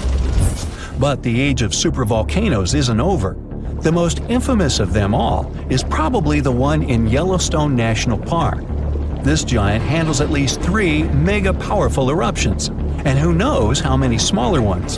If this monster erupted anywhere as strongly as it did 2.1 million years ago, it would spit out more than 588 cubic miles of red-hot material. You can probably picture it more vividly if I tell you that this volume is comparable to 65 million Capitol rotundas in Washington, D.C. piled together. Wow. Anyway, scientists are sure that Yellowstone doesn't present any danger these days. For an eruption to happen, magma inside must be at least 50% molten. With the Yellowstone caldera, this number is just 5 to 15%. But of course, Yellowstone isn't the only supervolcano on our planet. There's also New Zealand's Tabo you already know about, Japan's Eri Caldera, California's Long Valley, Indonesia's Toba. Any of them can one day produce a super eruption. There are also several so-called supervolcanoes that haven't lived up to this name yet because they've never produced anything like a super eruption. For example, in 1883, Indonesian volcano Krakatoa went off. The power of the eruption tore the volcano's walls open, and cold seawater rushed into its molten insides. The difference in temperature made the volcano blow up with a deafening boom. It was clearly heard 2,000 miles away in Australia. It earned the blast the title of the loudest sound in history. But even though the consequences of this event were truly catastrophic, it still turned out not powerful enough to be called a super eruption. This is not some hypothetical situation or fairy tale. The Vesuvius supervolcano that erased the city of Pompeii may wake up again and destroy many other towns built near the mountain. And to understand what consequences humanity would face if it wakens this time, it's smart to know what the eruption did 2,000 years ago with the ancient city. So Pompeii was a thriving city in the Roman Empire, located just 5 miles from Vesuvius on the west coast of Italy. It was a resort where the noblest and richest people rested. They walked along cozy streets, lived in beautiful villas, and had fun beside fountains. The soil in this region was fertile since the ground around the volcano had a lot of useful elements. Olives and grapes from Pompeii were sold throughout the empire. About 12,000 people lived in Pompeii by the time of the eruption. It seems not so much compared to modern standards, but it was considered a big city in those days. The catastrophe began unexpectedly in 79 CE. At first, everyone felt the ground tremble. Birds flew away from the volcano as far as possible. There was tension in the air because of the impending catastrophe. The volcano started to release thick smoke, soot, and ash. There was so much of it that soon it obscured the sky over the city with a heavy gray cloud. Vesuvius spat out gases, rocks, and dirt. Hot ash polluted the air and made it difficult for people to breathe. Locals couldn't see inside this gray haze. And then it started raining heavily. The water mixed with ash and soot and fell on Pompeii. Roofs of houses broke under the heavy weight of mud. Streets, fountains, alleys, and squares were hidden under millions of tons of soot. The next day, the destruction continued with renewed force. There was an explosion of hot gas and crushed rock at the top of the mountain. A devastating blast wave at a speed of 100 miles per hour dispersed in all directions and vaporized all the trees in its path. When the wave reached Pompeii, it turned the city into ruins. On the second day, the eruption stopped. By this time, the great town had been lying under a thick blanket of ash. By the way, this type of eruption is called an explosive one. But when lava flows out of a volcano and causes a fire, this is a quiet eruption. The last time Vesuvius erupted was in 1944, but even today, it's still one of the most dangerous volcanoes in the world. But nobody's afraid of it. 3 million people live around the mountain, about 20 miles from the crater. If the volcano wakes up, it could be one of the most enormous cataclysms in the modern world. Pompeii was destroyed almost 2,000 years ago. Since then, science and technology have advanced a lot. We're planning to colonize Mars someday. We've created a metaverse, but so far, we're still powerless before the forces of nature. An erupting supervolcano can destroy nature around it and cause technogenic catastrophes in big cities. The phone lines would be overloaded and people wouldn't be able to call their loved ones or the rescue services. There would be big traffic jams on the roads. Panic would spread throughout the streets. Fires would start because of falling hot soot. All flights would be canceled, and locals would have to hide in airports, supermarkets, and the subway. A large gray cloud would obscure the sun and make the air hot. The only thing that can help us in such a situation is a preliminary warning about the upcoming eruption and good preparation. So if the disaster starts while walking on the streets, you should take shelter in a car or building. It's better to buy a dust mask in advance that allows you to breathe freely. If there's no mask, cover your nose and mouth with any cloth. If you stay at home, close all doors and windows so volcanic ash can't get into your apartment or home. These incandescent particles can easily set fire to a carpet or curtains. Put wet towels under the door sills. If you need to go outside for some reason, wear a suit covering your body completely. Don't forget about the protection for your eyes. Put on special glasses that have a dust-proof function, and remember about the mask. If you have a house, you need to disconnect the downpipes from the gutters to avoid clogging the drains.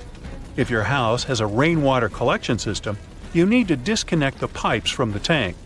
Rain with ashes is a hot, dense mess that can easily break the water supply system. Fill the tub and sink to have water for washing and cleaning in case the central water supply is turned off. Set the lowest temperature on the fridge and freezer. Your food will be stored much longer if electricity is shut down in the city. Go to a room without windows above ground level and wait for a message from authorities on the radio or TV. Keep the receiver close to you so you don't miss anything important. The device must have a full charge, a strong body, and a powerful antenna. Here's an excellent option for survival in the ash apocalypse. The eruption is intensifying, and you hear on the radio about the evacuation. At this point, you need to calm down and follow the instructions from rescuers. Collect a bag at home with food, water, and medical supplies. Your emergency kit should include flares, maps, a first aid kit, sleeping bags, flashlights, a fire extinguisher, a portable phone charger, car tools, and a few charged batteries. You should always have a filled gasoline canister if you live near an active volcano. Going to the gas station is not a good idea during the evacuation. You can get into a long traffic jam and spend too much time in it. If you don't have a car, ask your friends for help or pay someone for a ride. It's possible the city administration would organize buses for evacuation. You would find out about it through the radio. In any case, before leaving the house, don't forget to turn off the gas and electrical devices and shut off the valve with the water supply to prevent your home from a gas leak or flooding. So, you're driving a car. The authorities must announce the plans for evacuation. Don't go off the route because some roads can be blocked. Perhaps they will say the eruption is over and you can return home. Maybe the eruption will be so strong that it will destroy the city. Anyway, if you're prepared, you'll have fewer things to worry about. Modern seismic sensors monitor the fluctuations of tectonic plates and the volcano's activity, so the eruption won't be a surprise. Pompeii is far from the only city destroyed by the eruption. In 1785, a similar disaster occurred in the Japanese town of Aogoshima. It was located right in the crater of an active volcano, and one day it woke up. It was sunny weather, and no one suspected a disaster was coming. At some point, the birds rose in the air and flew away. Then the ground began to shake. A heavy, low sound came from the depths of the island, and thick streams of smoke and ash erupted from the volcano. The volcano threw dirt and big red-hot stones into the sky. It looked like a meteor shower. People evacuated, and the mountain continued to erupt for several weeks. When the ashes settled, the volcano fell asleep again, and people began to return to their city. Despite the risk of a new eruption, they continue to live and work there today. Since then, more than 200 years have passed, and the volcano never woke up. Meteorological and seismological services monitor the situation and seismic activity. After all the horrors and devastation that a volcanic eruption leads to, harmony in nature eventually comes. Decades and centuries later, volcanic ash, rich in helpful food elements, settles on the soil and makes it fertile. Then life will rise from the ashes like a phoenix. One of the largest apocalypses that humanity has experienced happened about 74,000 years ago on the territory of modern Indonesia.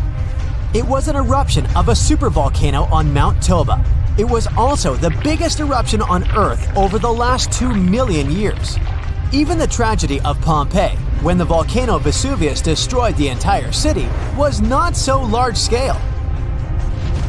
At the time of the Toba eruption, humanity was as close to extinction as ever. And the problem wasn't in the volcano itself, but in the consequences that came after.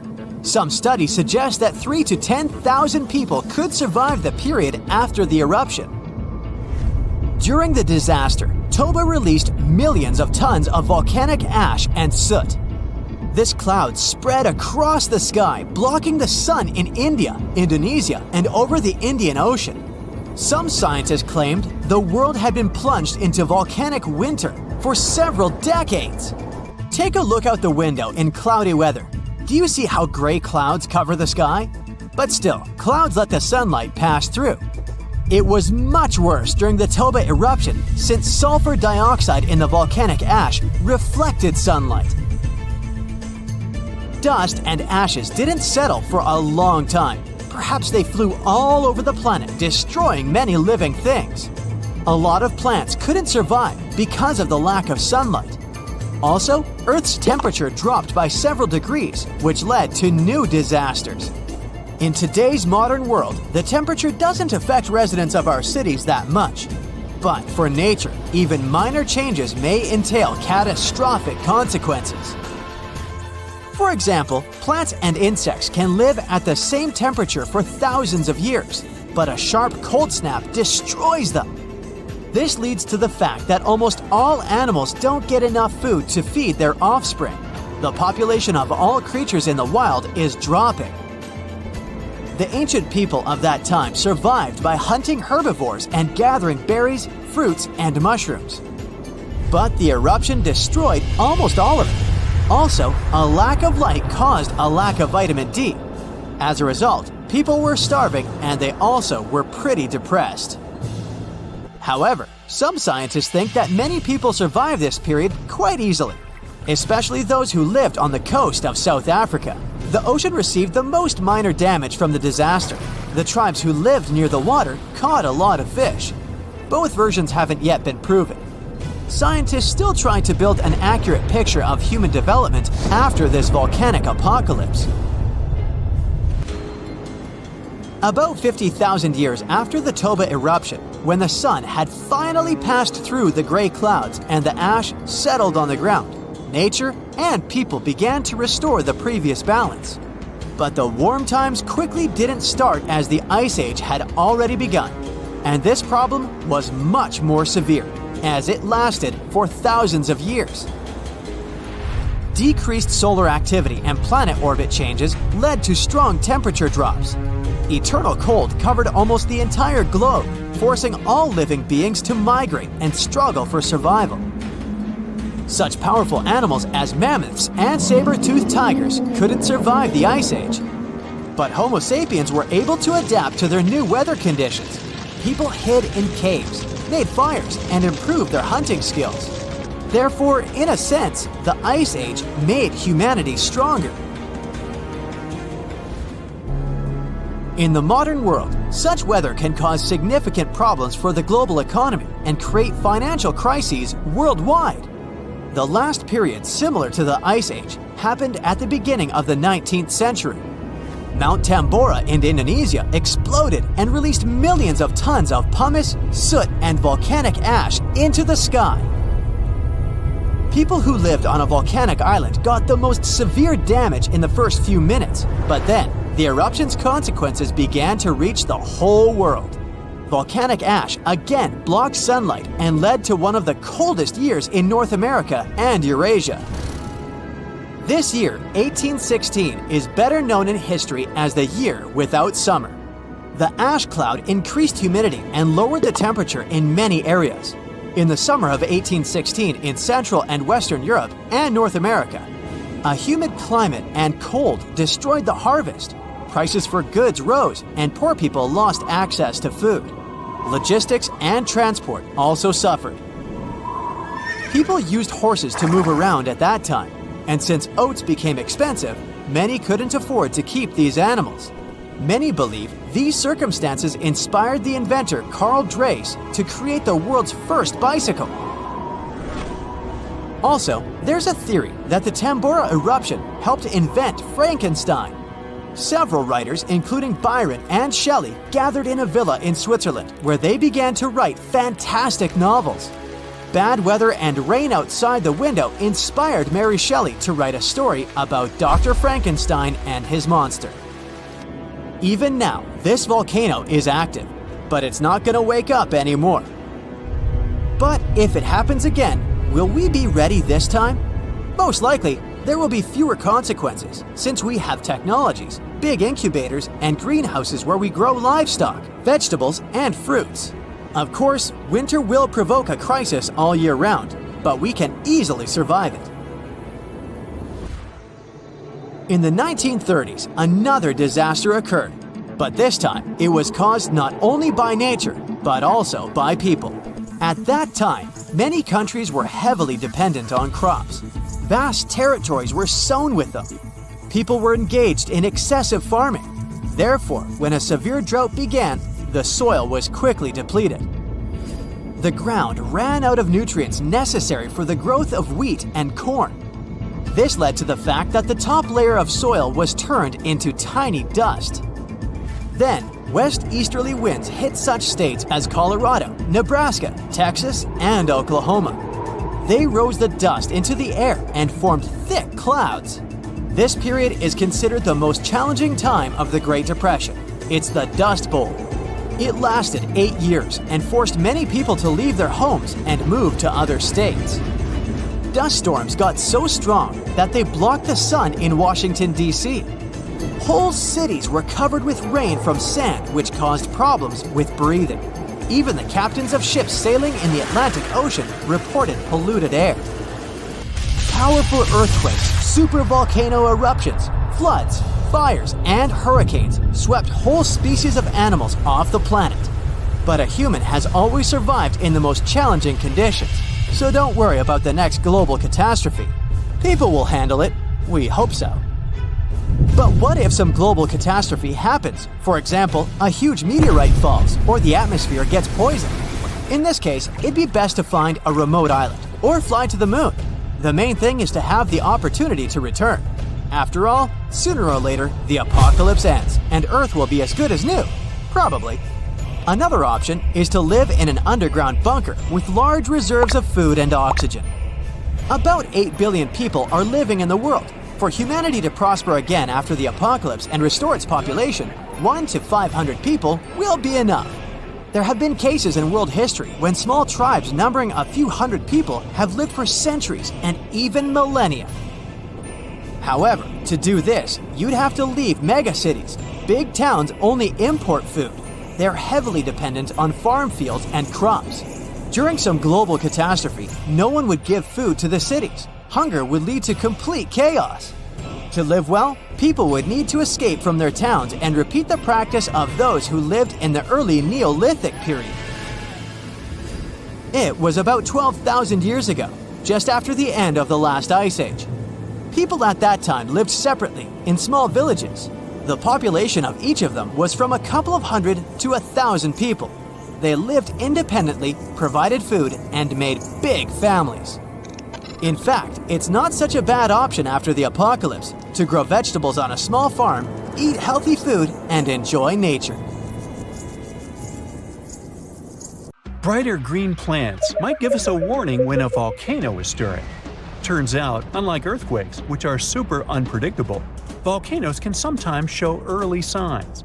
Plants growing around volcanoes look healthier when volcanic activity ramps up because they thrive on increased carbon dioxide levels, a gas that volcanoes emit during eruptions and through underground magma. They also turn browner when the volcanic activity peaks, likely due to harmful gases and heat harming the vegetation.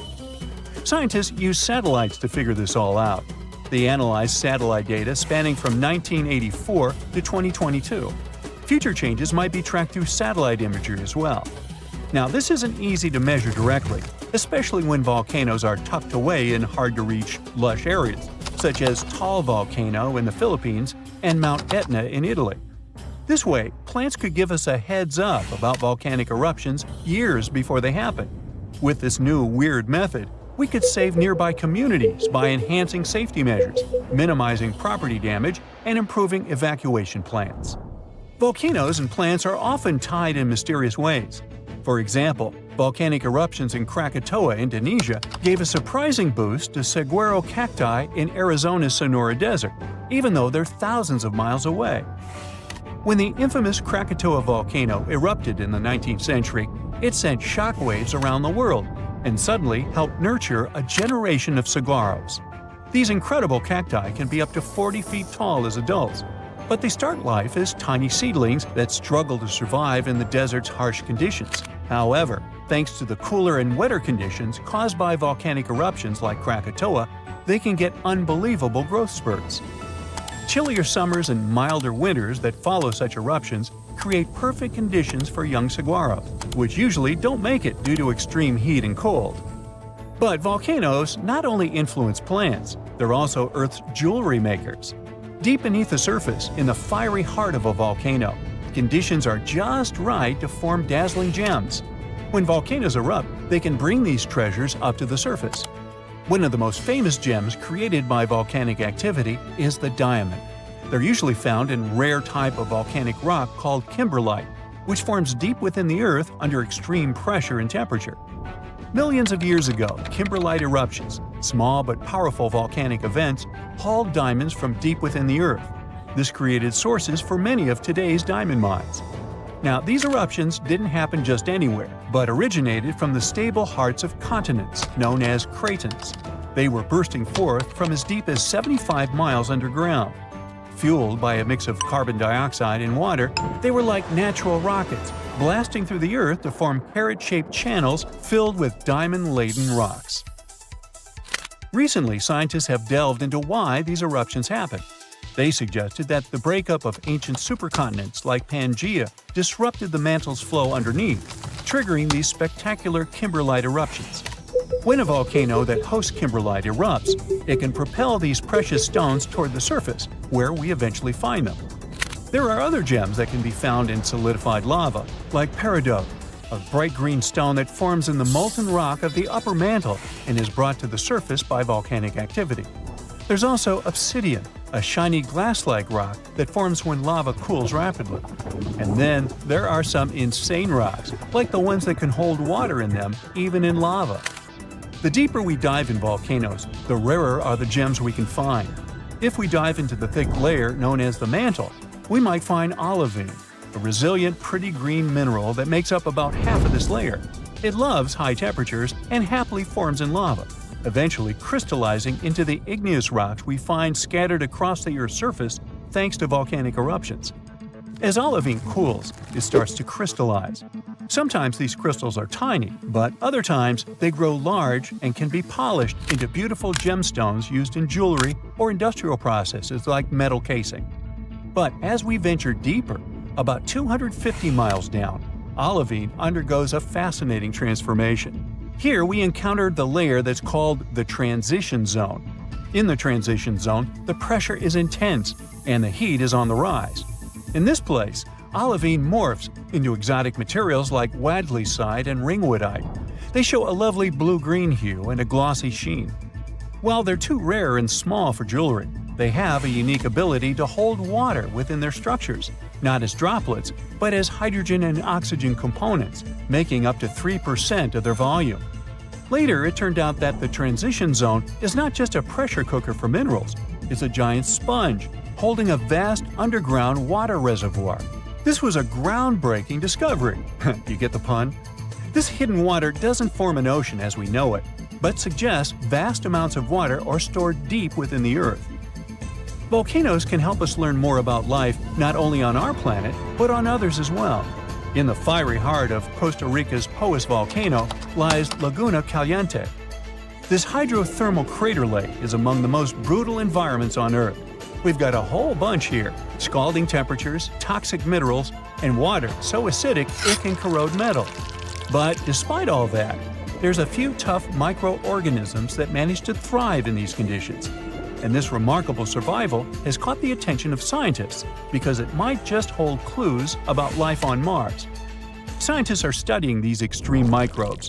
Turns out they've developed a myriad of genetic adaptations to withstand their harsh surroundings. They have genes that help them process everything, from sulfur and iron to carbon and bioplastic granules. All these things could be crucial in environments as challenging as Mars. NASA's Perseverance rover is currently exploring the crater rim of Jezero crater on Mars. Previously, we looked for Martian life signs in places like old stream beds and river deltas. However, the discovery of Laguna Caliente suggests that we should probably look for life in the remnants of ancient Martian hot springs as well. These spots might have once had the right cocktail of heat, water, and energy sources that are thought to be essential for kickstarting biology. Volcanoes can help planets in many ways, but they can also destroy life. Scientists believe that volcanic activity was one of the main reasons for at least 3 of Earth's 5 mass extinctions. Take the mass extinction of dinosaurs. We're used to blaming it on the Chicxulub meteorite, but there's a chance it could have been caused by volcanoes. The consequences of the eruptions can be horrifying. Mount Tambora, located on the Indonesian island of Sumbawa, erupted in 1815 and was the most powerful eruption ever recorded in history. This massive eruption was so strong it ejected between 8 to 11 cubic miles of material. It was so loud that the sounds of the eruption were heard as far away as Sumatra, over 1,600 miles distant. Before its catastrophic eruption, Tambora had been dormant for centuries, and its magma chamber slowly cooled and crystallized. This process built up immense pressure inside the volcano. It was eventually released in a series of terrifying events starting on April 5, 1815. The climax came on April 10th, when massive plumes of ash and pumice were thrown into the atmosphere. The aftermath of the eruption was dire. Tsunamis devastated the surrounding area. It's estimated that around 4,600 people passed away immediately from the eruption itself, with ash fallouts affecting air quality and water sources across the region. This event came down in history as the year without a summer. This was due to the vast amount of sulfur dioxide Tambora ejected into the stratosphere. It created a veil of aerosols that reflected sunlight and significantly lowered global temperatures. A similar thing happened to our planet 66 million years ago, during the dinosaur extinction. the sky turned black for months. I mean, I wasn't there, but that's what they say. The largest volcanic region on Earth is not in Africa or Japan, but under the ice of Antarctica. Scientists found 138 volcanoes in its western part, and if they decide to go wild, you'll surely notice it. They could melt huge amounts of ice that will move into the ocean, raise its level, and make our planet uninhabitable for humans. But before you pack your things to fly away to another planet, hear me out. Only 2 of the Antarctic volcanoes are officially classified as active now. And it would take a whole series of eruptions, decade after decade, to seriously impact the whole world. Mount Erebus, one of the 2 Antarctic volcanoes currently in action, proudly bears the title of the world's southernmost active one. It has been continuously erupting since at least 1972.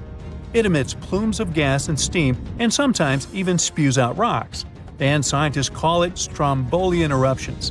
One of the coolest features is a lava lake in one of its summit craters, with molten material on the surface. Such lakes are rather rare because they need certain conditions to make sure the surface never freezes over. The second active volcano is Deception Island, a horseshoe-shaped landmass. It is the caldera of an active volcano that last erupted over 50 years ago. Scientists who monitor it say it shouldn't go wild anytime soon. Antarctica also has plenty of fumaroles. Those are volcanic vents that release gases and vapors into the air. In the right conditions, they can spew out enough stuff to build fumarolic ice towers up to 10 feet tall. Scientists keep an eye on the Antarctic volcanoes with seismometers that detect when the Earth starts trembling from volcanic activity. Sometimes they also use more complicated tech, but it's all really challenging because of how far away this polar region is and how tricky it is to get there. That's why no one can predict when one of the continent's volcanoes that are now sleeping might erupt. We can guess what this waking up would look like if we analyze the events from nearly 20,000 years ago. So, shall we? One of Antarctica's sleeping volcanoes, Mount Tecate, had a series of eruptions and spewed out a good amount of halogens rich in ozone back then. Some scientists say these events warmed up the southern hemisphere. Glaciers started to melt and help finish the last ice age. For these events to repeat, we'd need a series of eruptions with substances rich in halogens from one or more volcanoes that are now above the ice. It's an unlikely scenario, but since it already happened in the past, it's not completely impossible. As for volcanoes hiding under a thick layer of ice, it looks like their gases would hardly make it to the atmosphere, but they would be strong enough to melt huge caverns in the base of the ice and produce a serious amount of meltwater. The West Antarctic ice sheet is wet and not frozen to its bed, so this meltwater would work as a lubricant and set the overlying ice into motion soon. The volume of water that even a large volcano would generate in this way is nothing compared to the volume of ice beneath it. So, a single eruption wouldn't make a difference. But several volcanoes erupting close to or beneath any of the western Antarctica's big ice streams would. Those ice streams are rivers of ice that take most of the frozen water in Antarctica into the ocean. If they change their speed and bring unusual amounts of water into the ocean, its level will rise. As the ice would get thinner and thinner, there would be more and more new eruptions. Scientists call it a runaway effect. Something like that happened in Iceland. The number of volcanic eruptions went up when glaciers started to recede at the end of the last ice age. So, it looks like, for massive changes, several powerful volcanoes above the ice with gases full of halogens need to get active within a few decades of each other and stay strong over many tens to hundreds of years. Antarctica stores around 80% of all the fresh water in the world, and if they melted all of it, global sea levels would rise by almost 200 feet. And then we'd have to look for a new planet to live on. But this again is an unlikely scenario. It's more likely that the eruptions under the ice will lubricate ice streams and seep water into the ocean, but it wouldn't be the end of the world. A super strong, super angry supervolcano could do it though, and it has already happened in the past. Over 200 million years ago, the world went through a major makeover with not one, not two, but 4 massive volcanic eruptions and huge pulses. The supervolcano called Camp had been erupting over and over for 600,000 years. It all happened in Wrangell, a large chunk of land that used to be a supermassive volcano stretching across what's now British Columbia and Alaska. And it wasn't the lava or the volcanic ash that ruined the environment. The eruption made carbon levels skyrocket. The planet would never be the same again. This volcanic activity might have helped dinosaurs grow from cat-sized critters into giants we saw in Jurassic Park.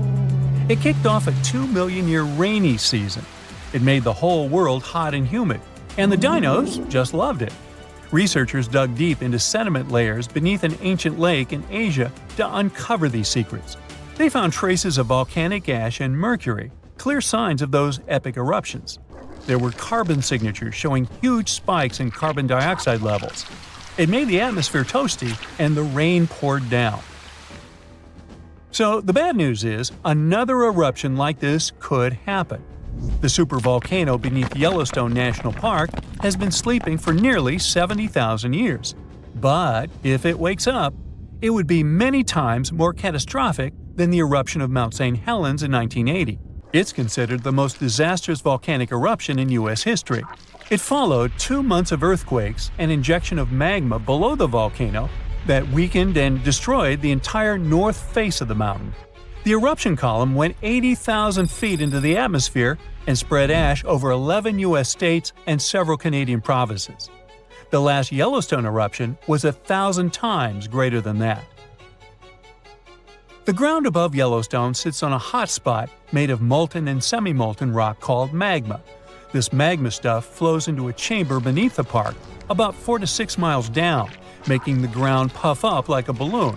But then, as it cools down, the ground goes back to its usual state. Volcano watchers have been keeping an eye on this for a century. They noticed the ground lift up about 10 inches around 20 years ago, but since 2010, it's been going back down. The experts say we have no big eruptions on the horizon, so doomsday isn't coming anytime soon. But there's some underground activity going on lately which keeps us interested. Since humans haven't been around to witness every little thing Yellowstone does, it's kind of tough to say for sure what's brewing down there. Yellowstone has had some epic eruptions within the last couple million years. They happen like clockwork, with gaps of 600,000 to 800,000 years between them. The last big one was around 640,000 years ago, and it basically reshaped the entire landscape, spreading ash and debris as far as Louisiana. You can still see the aftermath of the last big eruption in the Yellowstone caldera today. Experts say a massive eruption like the last one is an unlikely scenario. We're more likely to see eruptions of steam and hot water or lava flows. When and with what force it will wake up remains a mystery to scientists. The latest super eruption of Yellowstone occurred 640,000 years ago, and it was long before Homo sapiens saw the light of day. But we were around during another, no less devastating natural disaster. This super eruption took place on the island of Sumatra around 74,000 years ago. That's when an erupting supervolcano wreaked havoc on huge territories, sending up plumes of debris and ash that spread for thousands of miles and caused temperatures on the planet to plummet. The effects of this super eruption were visible as far away as southern Africa. Experts believe they could have impacted early humans there. By the time the volcano erupted, our ancestors had already been using stone tools and had likely known how to produce yarn. And some specialists even think that the Toba super eruption was so powerful it could push our ancestors to the brink of extinction. They claim that Toba might be the largest volcanic eruption to occur on Earth within the last 2 million years. The eruption disgorged so much pyroclastic rock it would be enough to cover the entire United States to the depth of a one-story house. About a third of that deposit piled up on northern Sumatra, while a lot more ended up beneath the floor of the Indian Ocean. The super eruption left an elliptical crater lake around 60 miles long. The caldera is so large it's hard to feel that you're indeed in a volcano. pumice deposits from the eruption remain in the canyon walls and go deep below the ground. There aren't many arguments about the amount of pumice and ash involved in this disaster. At the same time, experts aren't sure how much sulfur ended up in the atmosphere. Even some sulfur layers in the polar ice could be potential candidates, but so far, scientists haven't found any connection between them and Toba. But let's get back to the dramatic impact the super eruption had on early humans. It turns out some not only survived but even thrived after this natural catastrophe, at least judging by the artifacts they made during and after the eruption. The disaster might not have posed a serious threat to those of our ancestors who took refuge along the coast. Genetic evidence hints that modern humans descend from a few thousand people that ventured out of Africa around 60,000 years ago. Why just a few thousand? According to some experts, the rest of our ancestors could have been devastated by the Toba eruption. After all, the supervolcano spewed out 1,000 cubic miles of dust and rock in a flash, leaving a scar in the ground that was dozens of miles wide. All that dust and sulfur Toba sent into the atmosphere potentially cooled the surface of our planet, which led to the appearance of glaciers and the lowering of Earth's sea levels. And since Toba might have had an important role in shaping humankind, scientists have been working hard trying to understand precisely how early humans reacted to this disaster. In 2011, several researchers found an enigmatic soil sample in South Africa's Pinnacle Point, an archaeological site overlooking the Indian Ocean. This sample contained some volcanic ash. After examining the layer, they found more than 400,000 artifacts left by early humans. Those ranged from heat-treated stone tools to signs of fire and animal bones. Based on this finding, the team suggested that early humans on the South African coast thrived after the eruption, living in that area for thousands of years and improving their tools. The region might have served as a refuge during and after the Toba eruption. A 2009 study suggested that the eruption could have lowered global temperatures by 14 degrees Fahrenheit. It would have made survival tough elsewhere in Africa. If there had been a volcanic winter, it wouldn't have been as cold along the coastline.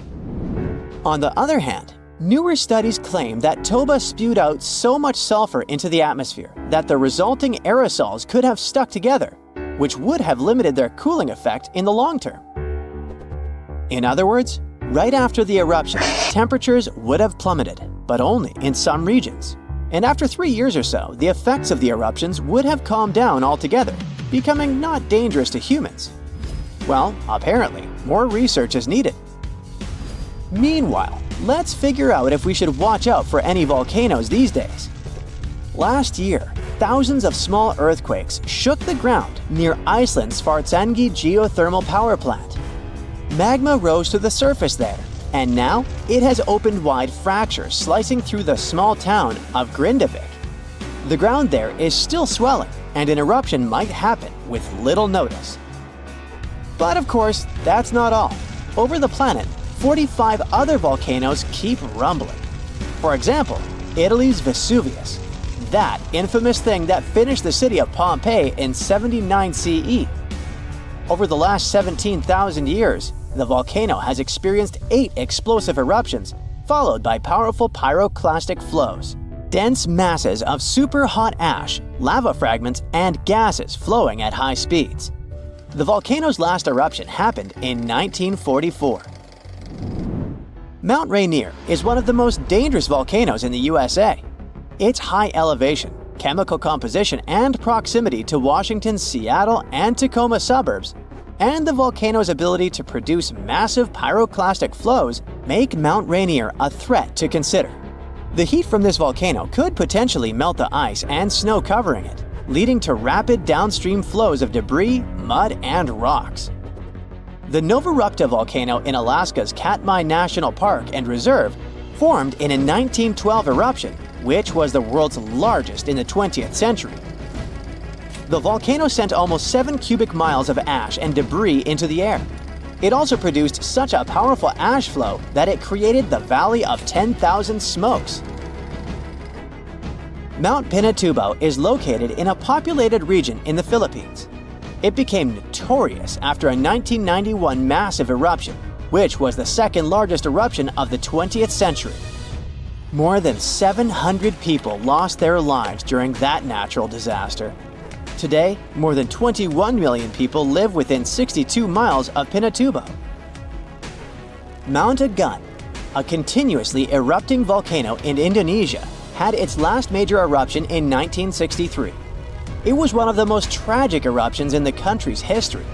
It lasted for 11 months, producing ashfall and pyroclastic flows that led to the loss of more than 1,000 lives and serious property damage. People saw ash plumes above the volcano throughout 2018, following the eruption in November 2017. Japan's Mount Fuji hasn't erupted since 1707. That year, a massive earthquake likely set it off. In 2014, experts warned that Fuji could be at risk of another eruption following the 9-magnitude earthquake that shook Japan in 2011. Experts believed the earthquake had raised pressure below Fuji. The eruption in 1707 sent so much ash and debris into the air that all this mass even reached Tokyo. Should Fuji erupt again, it would affect more than 25 million people in the surrounding areas. The eruption of Washington's Mount St. Helens in 1980 was one of the most destructive volcanic events in U.S. history. 57 people, as well as thousands of animals, lost their lives during that natural disaster. The eruption also destroyed around 200 square miles of forest. Experts think that Mount St. Helens' history of massive eruptions means that future catastrophes are bound to happen. The next explosive eruption might send large amounts of ash all over the Pacific Northwest. No wonder the volcano is under close monitoring. One of Indonesia's most active volcanoes, Mount Merapi, has been erupting for centuries. NASA claims that the biggest risk of this volcano is pyroclastic flows, which can spread over vast areas and harm loads of people. For the last time, Merapi erupted in January 2024, sending plumes of smoke into the air. These days, more than 24 million people live in the area surrounding this volcano. Massive tsunamis, destructive tornadoes, giant meteorites, devastating earthquakes. Ooh, better have insurance. But all these are minor natural disasters compared with the eruption of a volcano. Some volcanoes can destroy a city, as it was with Pompeii, or some islands in the Pacific Ocean. But there's a dangerous type of eruption that can destroy all life on the planet. This type is called flood basalt. But first of all, let's figure out what a volcano is. Rivers of hot liquid metals and incandescent rocks flow deep inside our planet. And the deeper it gets, the hotter they are. The source of this hot mass is the mantle, which is the middle layer of Earth, located between the core and the crust. These fiery streams are called magma, and it flows everywhere. But we don't feel its heat because of the thick layer of our planet's crust. Magma is lighter than the crust, so it always tries to break out to the surface. And in some places, it succeeds. At the junctions of tectonic plates, it splashes out when one plate moves under a thicker one. When magma reaches the surface, it becomes lava. This substance burns the ground around and cools down quickly. It hardens and forms a new layer of rock. The following splash of magma falls on the top of this layer. Thus, a mountain appears layer by layer over millions of years. And in its mouth, a fault of tectonic plates splashes out magma. This mountain is called a volcano. It spits lava and ash into the sky, then falls asleep and wakes up again during seismic activity. Now imagine that several giant volcanoes begin to splash out an infinite amount of magma. It just doesn't end and covers an entire continent. This is a flood basalt, and one day it did happen. About 252 million years ago, in the northern part of our planet, a lot of magma accumulated under Earth's crust. Trillions of tons of hot rock were concentrated in one place on a gigantic territory. And gradually, all this fiery energy began to seep out of the ground. Hot gas started to come out in different places in this territory. The ground shook endlessly, and the crust rose hundreds of feet, all pointing to the approach of an imminent catastrophe. And then, at some point, magma began to pour out. Giant fountains of fire burst out of the ground. Do you know these geysers in Iceland? So imagine the same things, but dozens of times higher and with hot lava and ash instead of water and steam. The ash and lava flows were so strong that they reached the clouds. Under Earth's crust, there was a gigantic bubble of magma, and it squeezed out fiery jets under the pressure of rock and ground. The rift was getting bigger. Magma was flowing out everywhere. It began to fill the entire North Continent. The flood of lava spread wider and wider. The streams of molten rock seemed endless. Layers of molten basalt rock overlapped one another, forming a giant tsunami of lava 160 feet high.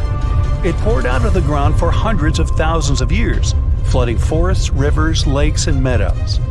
At the same time, billions of tons of volcanic ash rose into the sky, which could lead to a volcanic winter, since sulfur dioxide in the ash reflected the sun's rays. This might have lowered the temperature on the continent by several degrees.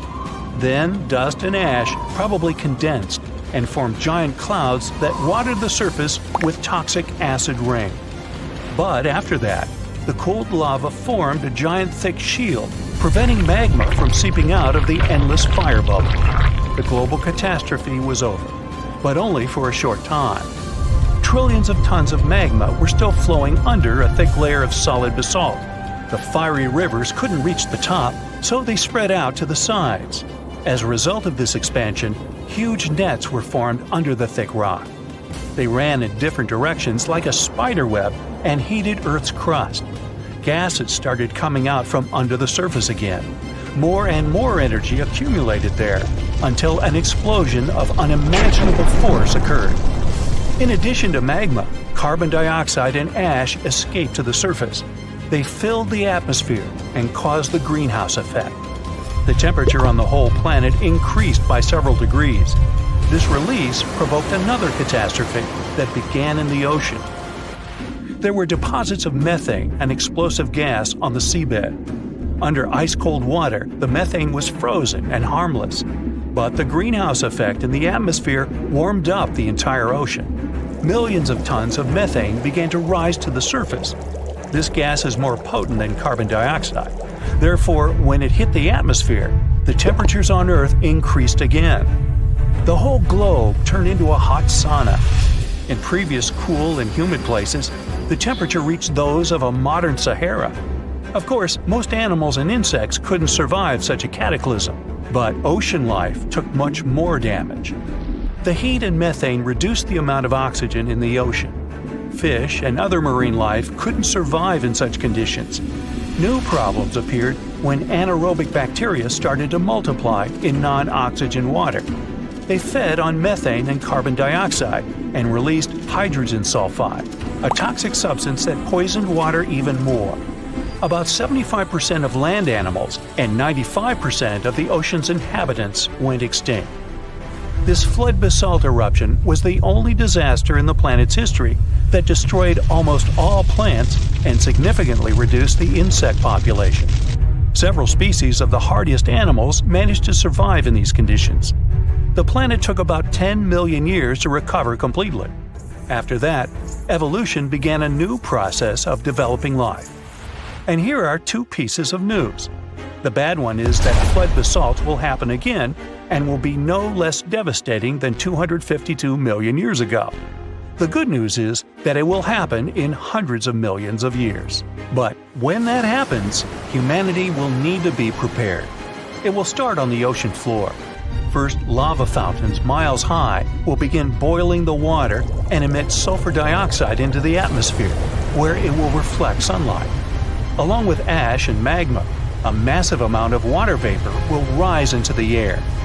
Livestock won't survive, and people will have breathing problems. Acid rain and increased humidity caused by the evaporation of the oceans will lead to the corrosion of buildings. All flights will be canceled. People will have to wear gas masks. Many animals won't be able to handle this eruption, but humans will adapt quickly. But then another and another eruption will follow, and this endless catastrophe will soon deplete the resources of humanity. Plants and trees won't recover so fast, and oxygen production will be significantly reduced. Let's hope that humanity will have colonized other planets, including those outside the solar system by that time. And now, let's jump back to the present. About 70% of the seismic activity associated with volcanoes occurs underwater. So let's see how ordinary volcanoes on the ocean floor work. Water, as well as land, rests on tectonic plates. Therefore, if their structure is broken at the joints, magma seeps through them. But unlike terrestrial volcanoes, lava here doesn't spread in different directions, burning everything it meets. It solidifies under the pressure of cold water. Underwater volcanoes can erupt for a long time with breaks in between. Magma covers the seabed.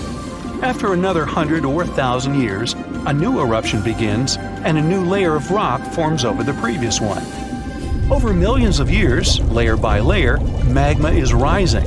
And then, one day, a volcano rises out of the water.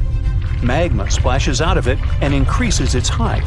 And now we have a large volcanic island. Then the volcano falls asleep and life appears on the newly formed piece of land. Magma flows from the planet's mantle, filled with various chemical elements.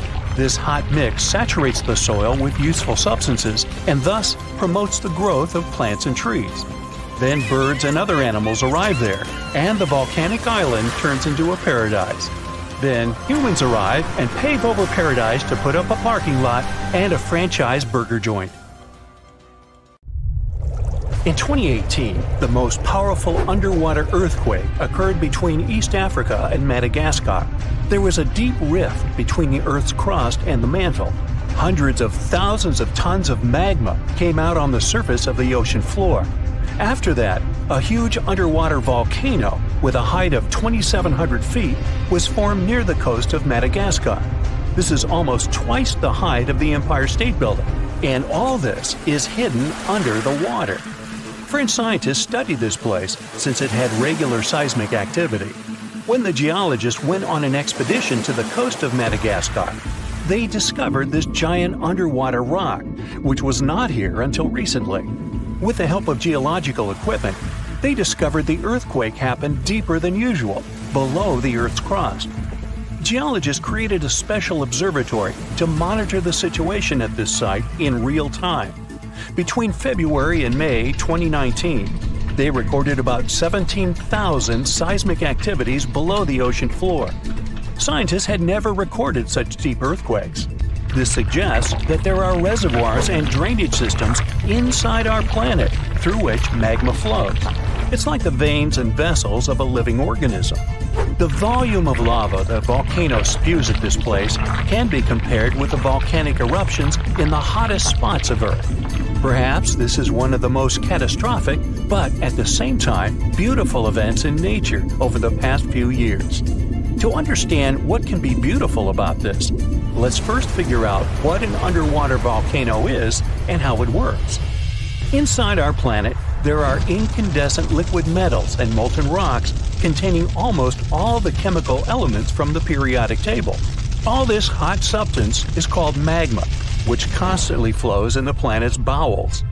Anyway, magma is lighter than the surrounding Earth's crust, so it always tries to break out upwards. Fortunately, the surface of our planet is strong enough and doesn't allow magma to splash out.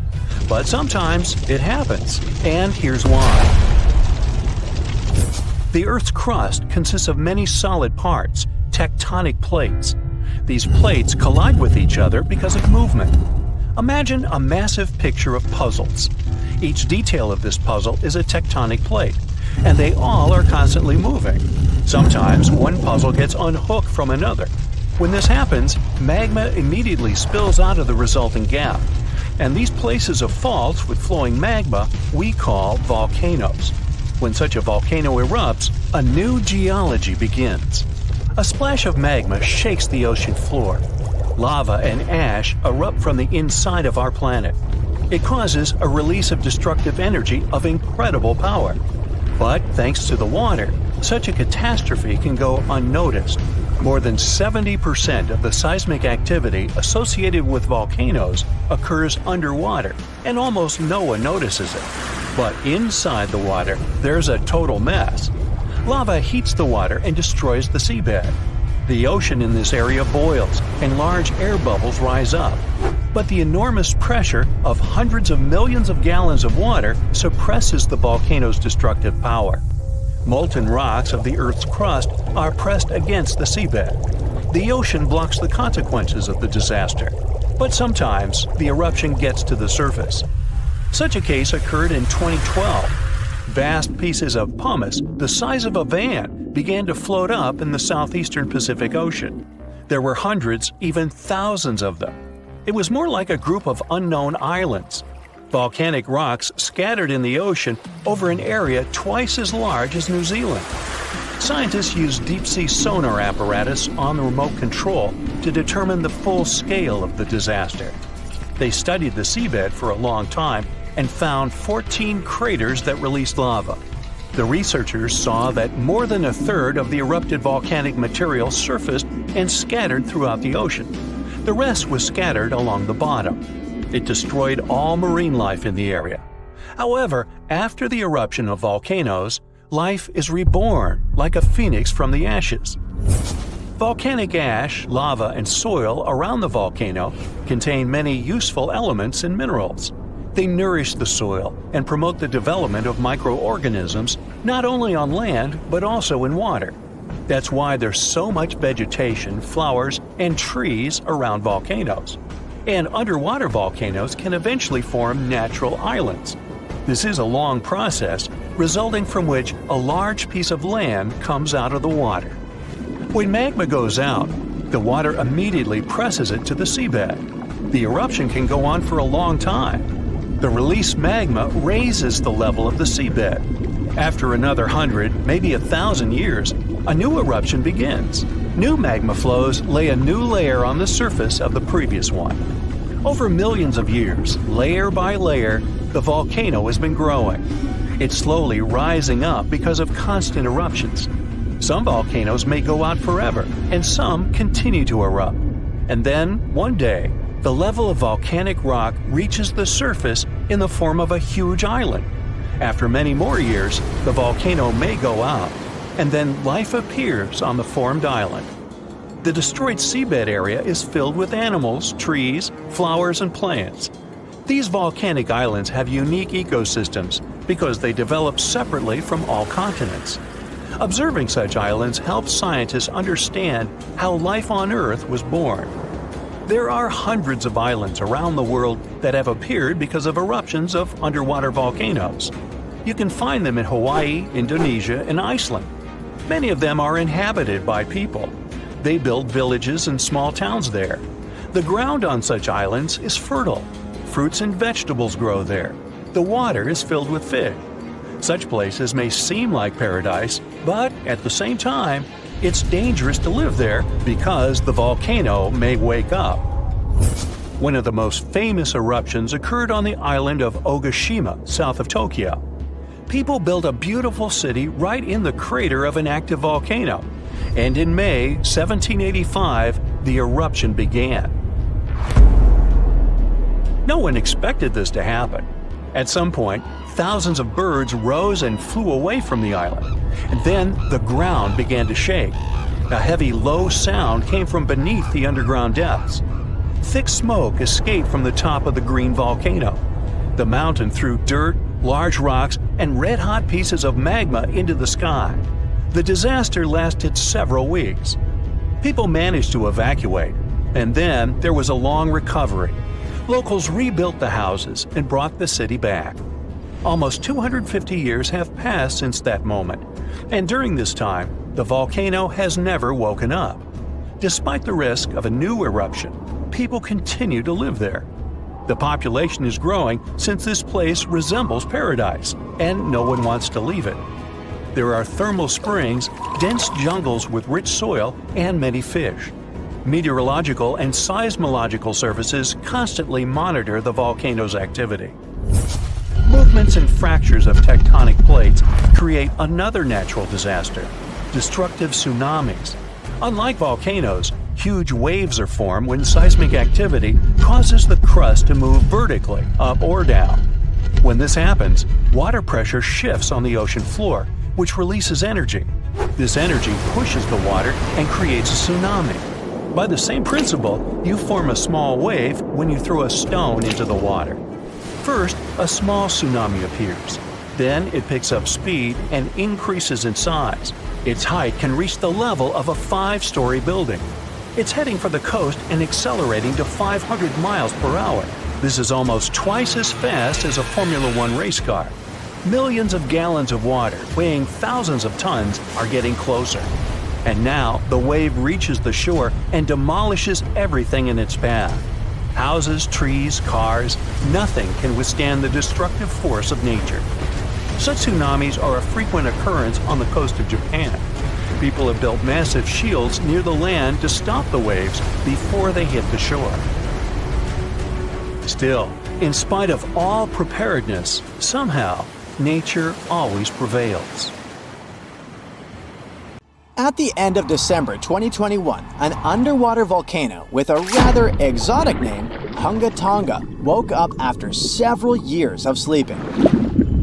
It did that with so much energy and strength that people heard the eruption from over 100 miles away. Then it went back to sleep. But a couple of weeks later, it woke up again with a force 7 times greater than the first time. It broke the island above it in 2 parts. The lightning storm that started because of the eruption was the most intense in recorded history. The sound waves from the eruption traveled around the planet several times. Someone even heard a loud boom from it in Alaska.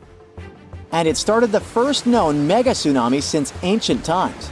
This tsunami took the lives of 2 people as far as Peru and caused trouble for 2 fishermen in California. But that's not all. This eruption could change the weather patterns on Earth for years. You may see the first proof in the summer of 2024, which is forecast to become much wetter than usual. Scientists believe the eruption was caused by gas building up to a critical point. Different minerals, including anhydrite quartz and sulfides, were building up for several months until they blocked the flow paths and sealed the gas within Hunga Tonga. Normally, when a volcano erupts, the fumes cause a temporary cooling effect on Earth's surface. But Hunga Tonga's eruption was different. It didn't produce much fumes, but released a massive amount of water vapor, roughly equal to 60,000 Olympic swimming pools. The intense heat of the eruption turned huge amounts of seawater into steam, which then blasted high into the atmosphere. All that water vapor ended up in the stratosphere, a layer of the atmosphere that's too dry to form clouds or rain. Scientists don't have any observations of volcanic eruptions like Hunga Tonga to predict its effects on our weather patterns. They can't tell exactly how long these effects might last either. This is because the only way to measure stratospheric water vapor is with satellites, which have only been around since 1979, and there hasn't been an eruption similar to Hunga Tonga in that time. Experts from different countries started analyzing satellite data right after the Hunga Tonga eruption. They wanted to find out how long water vapor would stay in the stratosphere, where it would go, and, most importantly, what this would mean for the planet. The first big result of the eruption, at least partially, was a huge hole in the stratosphere that was hanging on for several months in 2023. By the time it appeared, the water vapor had reached the polar stratosphere over Antarctica. In the following years, there wouldn't be enough water vapor left to enlarge this hole. It looks like Hunga Tonga will have just a minimal effect on global average temperatures. But there are some surprising, lasting regional impacts.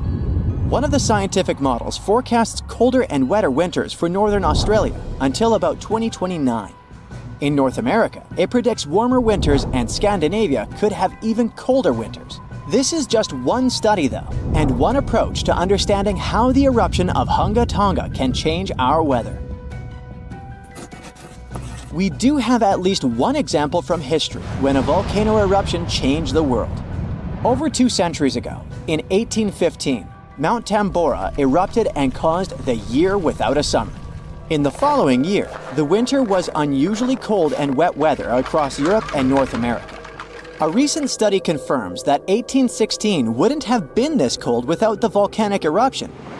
The immediate effects of the eruption were catastrophic, with tsunamis destroying homes, claiming 10,000 lives and 80,000 more who fell ill in the aftermath. The eruption of Mount Tambora was one of the strongest in the last 1,000 years. It had ejected an enormous amount of sulfur dioxide into the stratosphere, which quickly spread across the world. It resulted in the coldest year in at least the last 250 years. In May, frost wiped out most of the crops in New York, Massachusetts, New Hampshire, and Vermont. By June, heavy snow covered the ground in Albany, New York, and Dennisville, Maine, and New Jersey had 5 straight nights of frost. The cold continued into late summer, which should have been the harvest season. In July, lakes and rivers were still frozen as far south as northwestern Pennsylvania, and frost stayed in Virginia until late August. Temperatures would drop from above normal summer highs to near freezing within just a few hours. The weather was completely unpredictable. Prices of food skyrocketed. The cost of oats for horses, which were the main mode of transportation, also rose sharply. Some people believe this situation inspired Carl Drees to invent the bicycle in 1817 as an alternative transportation method. Tambora changed weather patterns completely for not just 1, but 3 years. The whole planet got colder, and as crops failed, probably at least 1 million people starved. Scientists don't have solid evidence of volcano eruptions that have taken more lives than Tambora. But the Krakatoa eruption in Indonesia in 1883 is far more famous than Tambora because information about it spread worldwide via telegrams and photos. Its final blast was the loudest recorded sound in history, and people could hear it on 10% of the entire Earth's surface.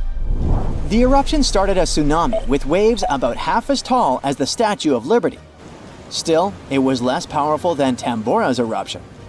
The island that once hosted Krakatoa disappeared in the eruption, but new eruptions began less than 50 years later and created the Child of Krakatau cone in the center of the caldera of the old eruption. The new volcano still comes to life from time to time. Mount Vesuvius's eruption, which took down Pompeii, is one of the most well-known volcanic disasters in history. It took around 2,000 lives, much fewer than Tambora. According to a famous Roman author of that time, the eruption lasted 18 hours. Pompeii was covered by a layer of ash and pumice that was thicker than twice an average human height. The nearby coastline also changed dramatically. In today's world, the after effects of volcanic eruptions are often more dangerous than the eruption themselves. Thanks to advances in technology, we can now predict volcanic eruptions more accurately and use safety measures like evacuations and flight cancellations.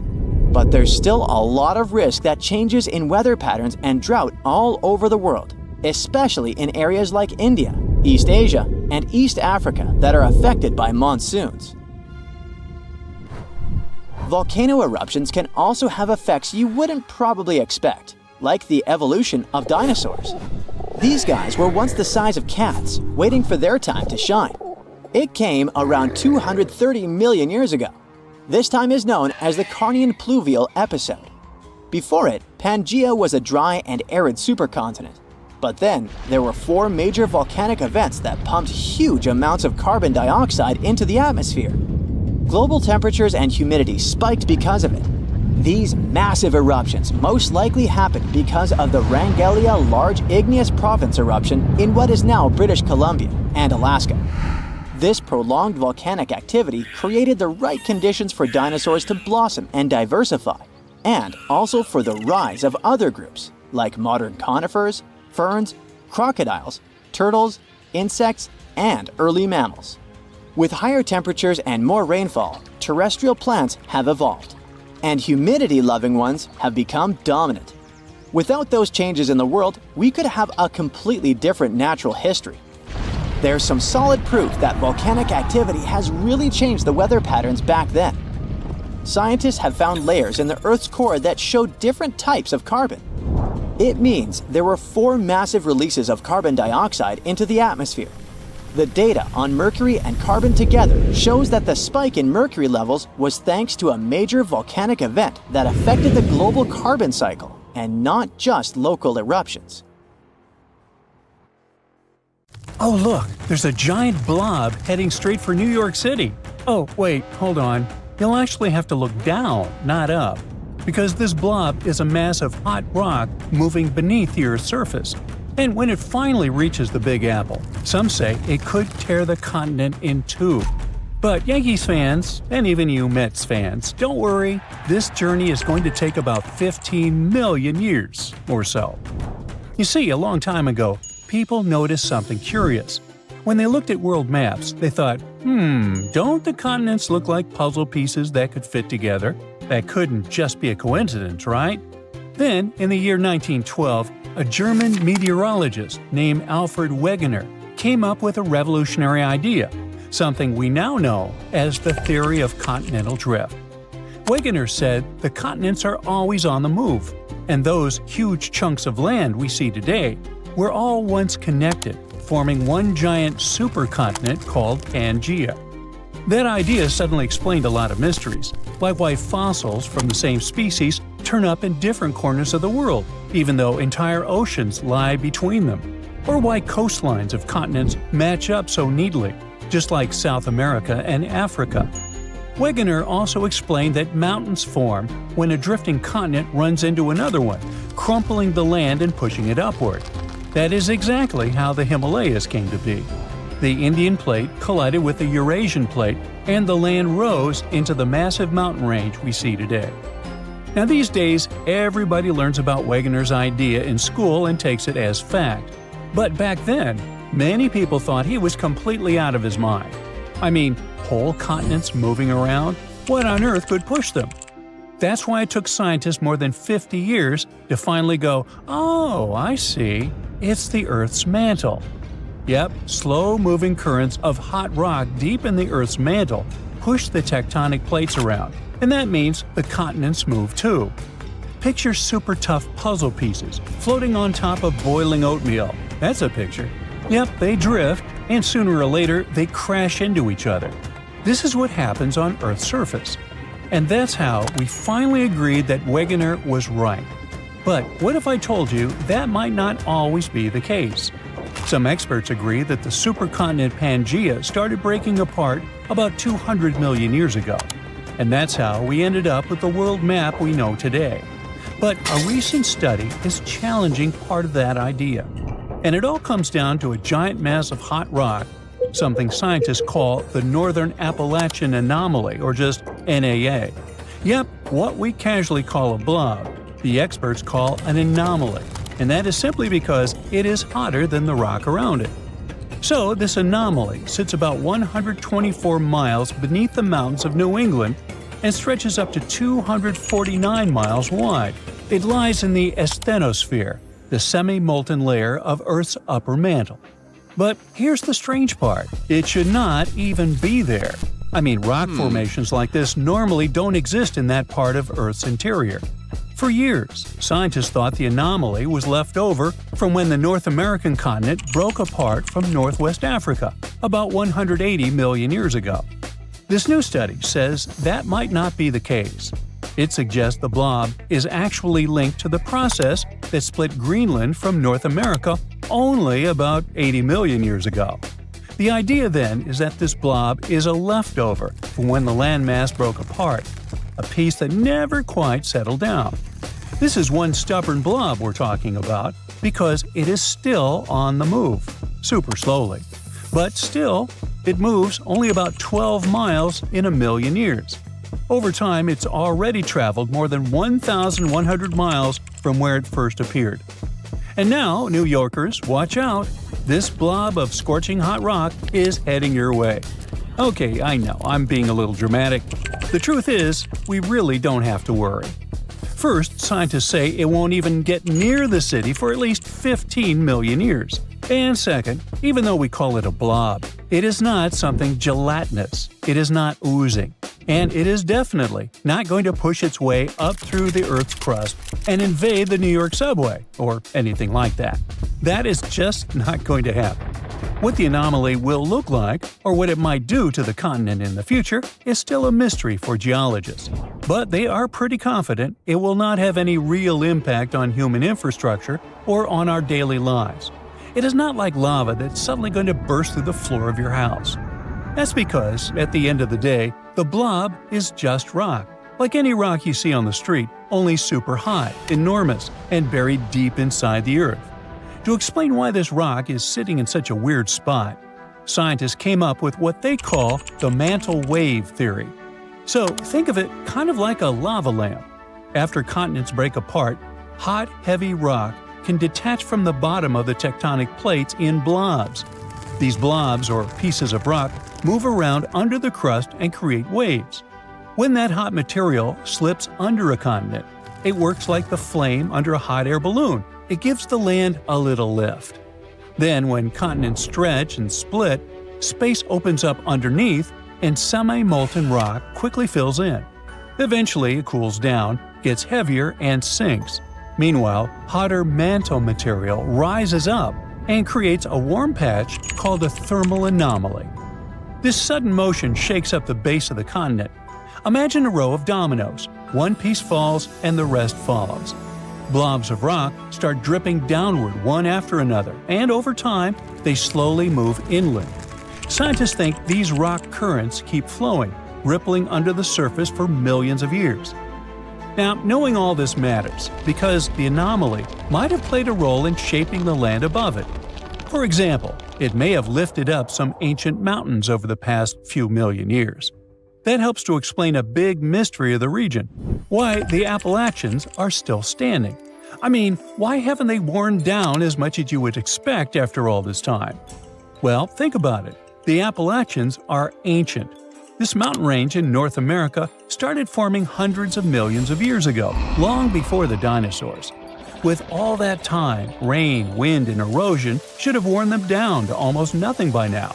Honestly, some geologists expected them to be rolling hills at best. But nope, they're still mountains, pretty ones too, and much bigger than they should be. And here's where the blob comes in.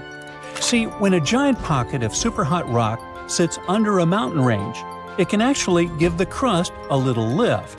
It's kind of like putting a balloon under a blanket. The blanket rises up. The heat makes the Earth's crust lighter. So even while wind and rain are wearing the mountains down from above, the Earth is gently pushing them back up from below. There is another positive takeaway from this study. These new insights can help scientists better understand other strange geological features around the world. In fact, the researchers believe they may have already found a twin to this blob, sitting under north-central Greenland and also tied to the Labrador Sea. So, what can we conclude from all this? Well, tectonic plate movement is still the reasons continents break apart. But the process goes much deeper than we thought. The effects of ancient rifting can still play out millions of years after the surface split, just like what happened in Greenland. Although it's still really hard to predict what this anomaly will look like in the future, we know one thing for sure right now: there is nothing to fear, and I'm betting that most of us won't be around for that. In the winter of 2019, the American Midwest and Northeast turned into a real-life disaster movie. I'm talking about that time when temperatures dropped to negative 63 degrees Fahrenheit. There were massive flight cancellations and power outages, dozens of injured people, and shut down schools and offices. Simply going outside became highly risky. And if you're looking for someone to blame for all this, I've got two words for you: polar vortex. That's not some scary storm, but a huge mass of cold air that's normally spinning counterclockwise around the poles. When it's summer up in the northern hemisphere, the vortex stays further north, and in the winter, it heads south a bit. The term polar vortex has been around since the late 1940s. It shows up every winter and calls it quits in the spring. But for about the last 20 years, this polar vortex has been acting weird in the middle of winter. It looks like it either splits or becomes displaced once every other year. At the bottom of this vortex is what they call the polar front, or the polar jet stream. This jet stream moves from west to east, which is why places like the northeastern part of North America get hammered by that chilly polar vortex weather. These jet streams zip along because of differences in temperature and the Earth's spin. When there's a big gap in temperatures, the winds really pick up speed. In spots like the equator, where the sun's rays are more intense, the air heats up and starts to rise. And as it goes up, it leaves behind a sort of empty space, taking in air from all around, kind of like a huge vacuum cleaner. But over at the poles, where it's way chillier, the air shrinks and sinks, forming areas of high pressure. It's like a bunch of air molecules trying to spread out, like a group of school kids on a big field. So you've got these two forces at play: warm air rising and cold air sinking. Air wants to zoom from the poles down to the equator with this setup. The jet streams tend to hang out where airplanes fly, about 30,000 feet in the air. Pilots often use them to zoom across the sky faster and save some fuel. But these jet streams aren't always the good guys, as they can bring all sorts of weather changes, like cold snaps and heat waves. When the polar jet stream is strong and cruising at about the same level as the vortex, it kind of locks in that cold Arctic air within the Arctic Circle. Every now and then, the jet stream takes a chill pill and starts moving around the planet in a wavy pattern called Arctic oscillations. This creates peaks and troughs that allow warmer air from down south to head north, and the chilly Arctic air to take a trip south. In the northern hemisphere, there are two polar vortexes, one in the lower atmosphere known as the troposphere, and another higher up in the stratosphere.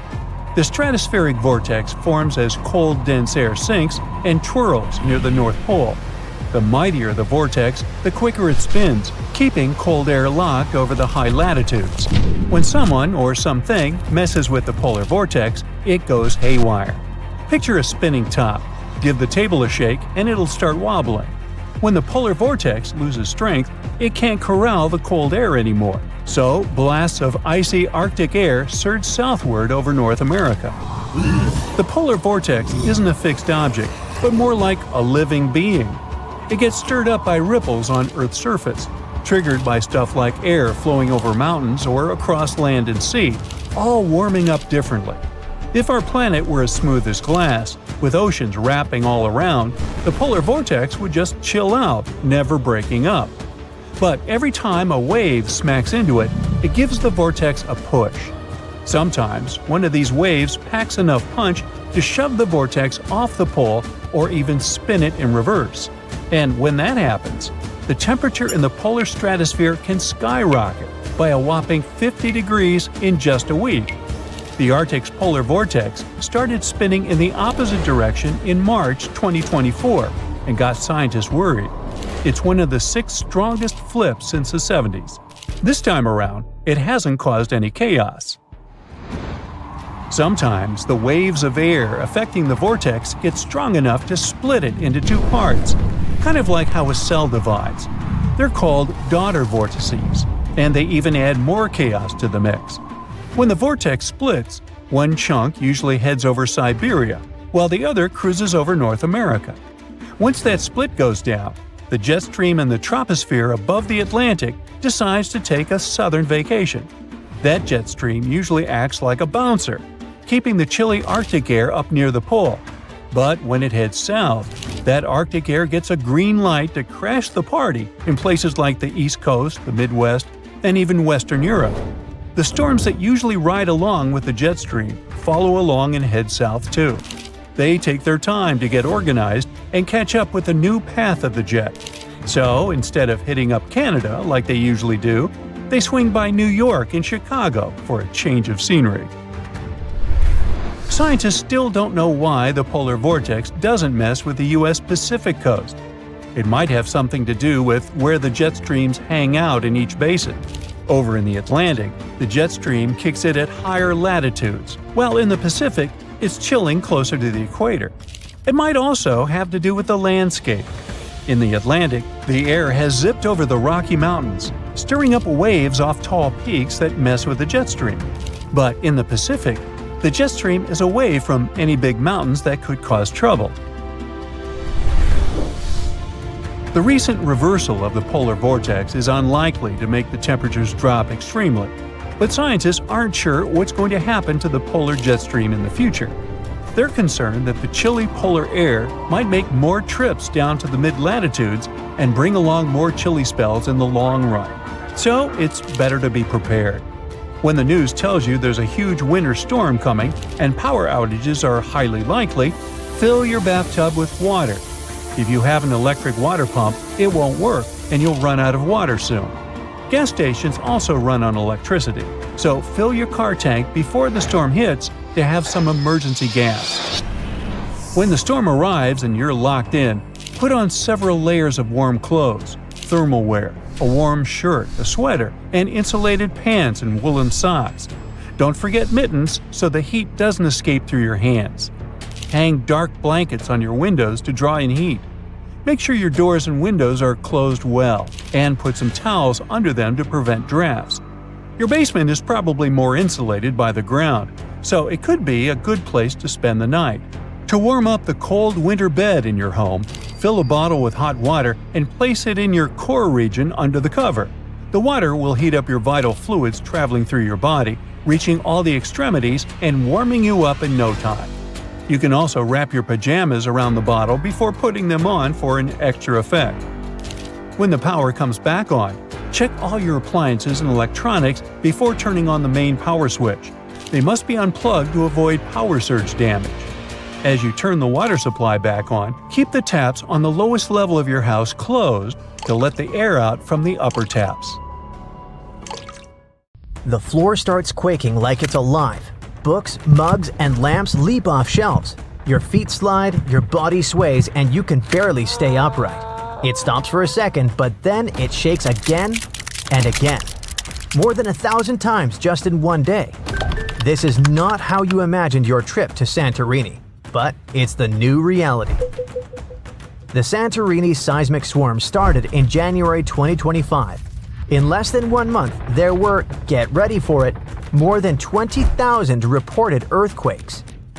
For comparison, most cities on Earth go through one small, barely noticeable quake in a year. It all started with small jolts that residents could feel, but tourists might have mistaken for large trucks driving nearby. But by February, things got serious. A magnitude 5.3 quake struck. It's a moderate-strength earthquake, but it was strong enough to rattle homes, break windows and dishes, and terrify the island's population. The Greek authorities declared a state of emergency for Santorini and Amorgos. Thousands of people had to leave their homes. Schools closed, and hotels temporarily evacuated their guests. Santorini is famous for its volcano, the one that blew up in a massive eruption around 1600 BCE. And inspired the legend of Atlantis. It's still considered to be active, although there have been no significant eruptions since the 1950s. So it would be logical to blame this monster for all the drama. But nope, these tremors weren't volcanic. Experts said what was happening near Santorini looked like a seismic swarm. It's a series of smaller quakes all happening in the same area. They are happening along faults, which are cracks in the Earth's crust that can suddenly shift when the tension gets too high. Think of the ground like a giant, stressed-out Rubik's Cube. At some point, it twists and snaps somewhere. Near volcanic areas like Santorini, fluids moving underground can sneak into these cracks and make them easier to break. Plus, there's the natural stress from tectonic movements. It's like adding oil to a squeaky, overworked hinge. Suddenly, everything slips. Nobody knows exactly what's coming next. Tracking thousands of tremors isn't easy. Many of them are too small for traditional seismic sensors to pick up. But this time, scientists have their new best friend to help out. I'm talking about artificial intelligence. Thanks to machine learning, researchers can detect patterns in tiny vibrations that humans might miss. This technology has helped a lot to understand the swarm. It lets scientists map which parts of the crust are most active and even predict possible future activity. The AI analysis suggests the quakes aren't random.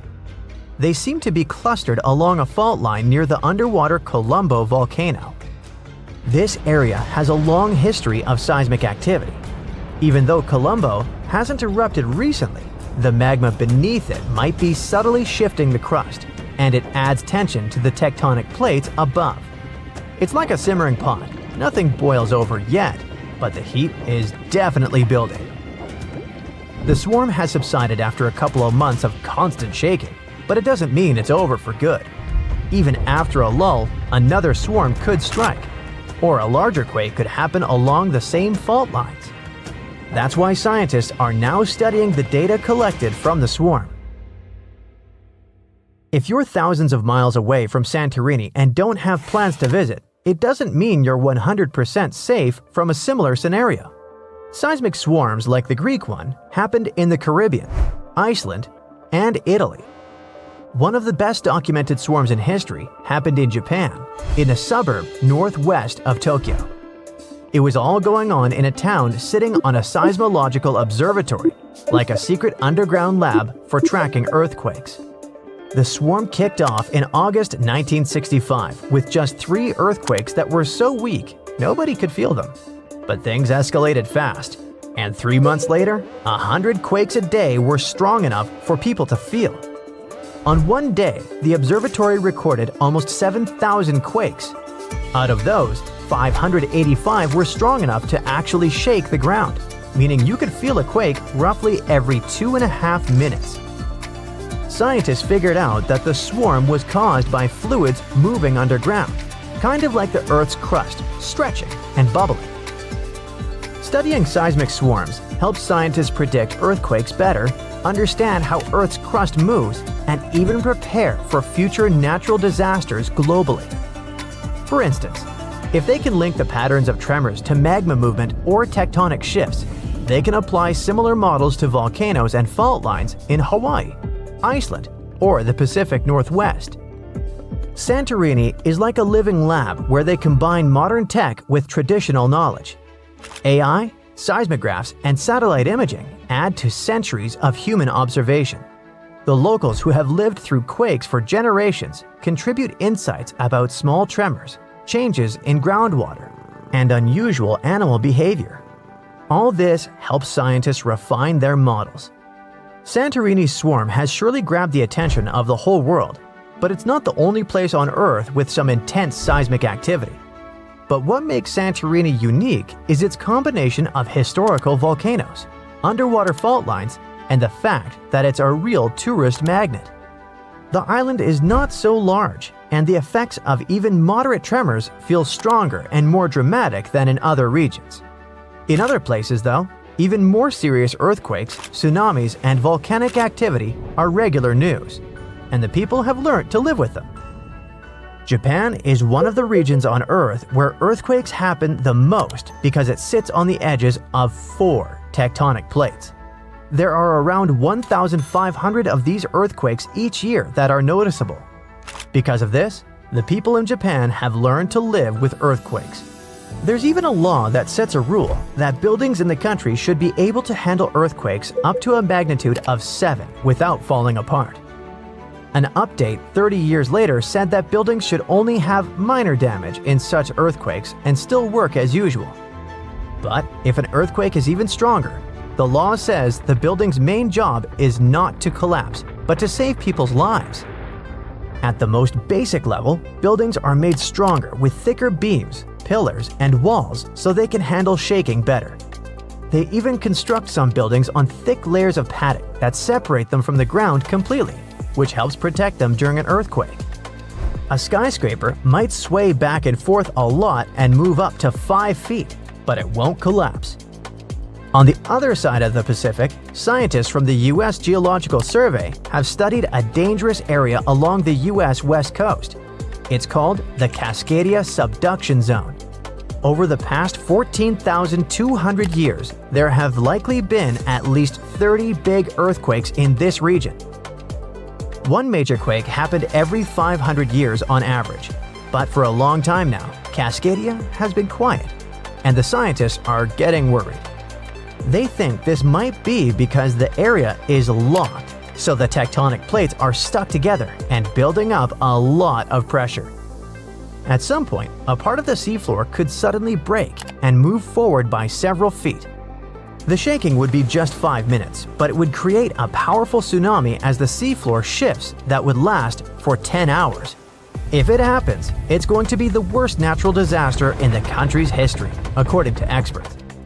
This could make the hillside slide and crumble and take down roads and bridges. Around 620,000 buildings could be badly damaged or even collapse. Scientists are hoping that thanks to advanced AI tech and local communities, they'll be able to better predict earthquakes like this and the one in Santorini. This could save thousands of lives. And for now, we must not forget that the Earth doesn't take vacations when it comes to seismic activity, even in places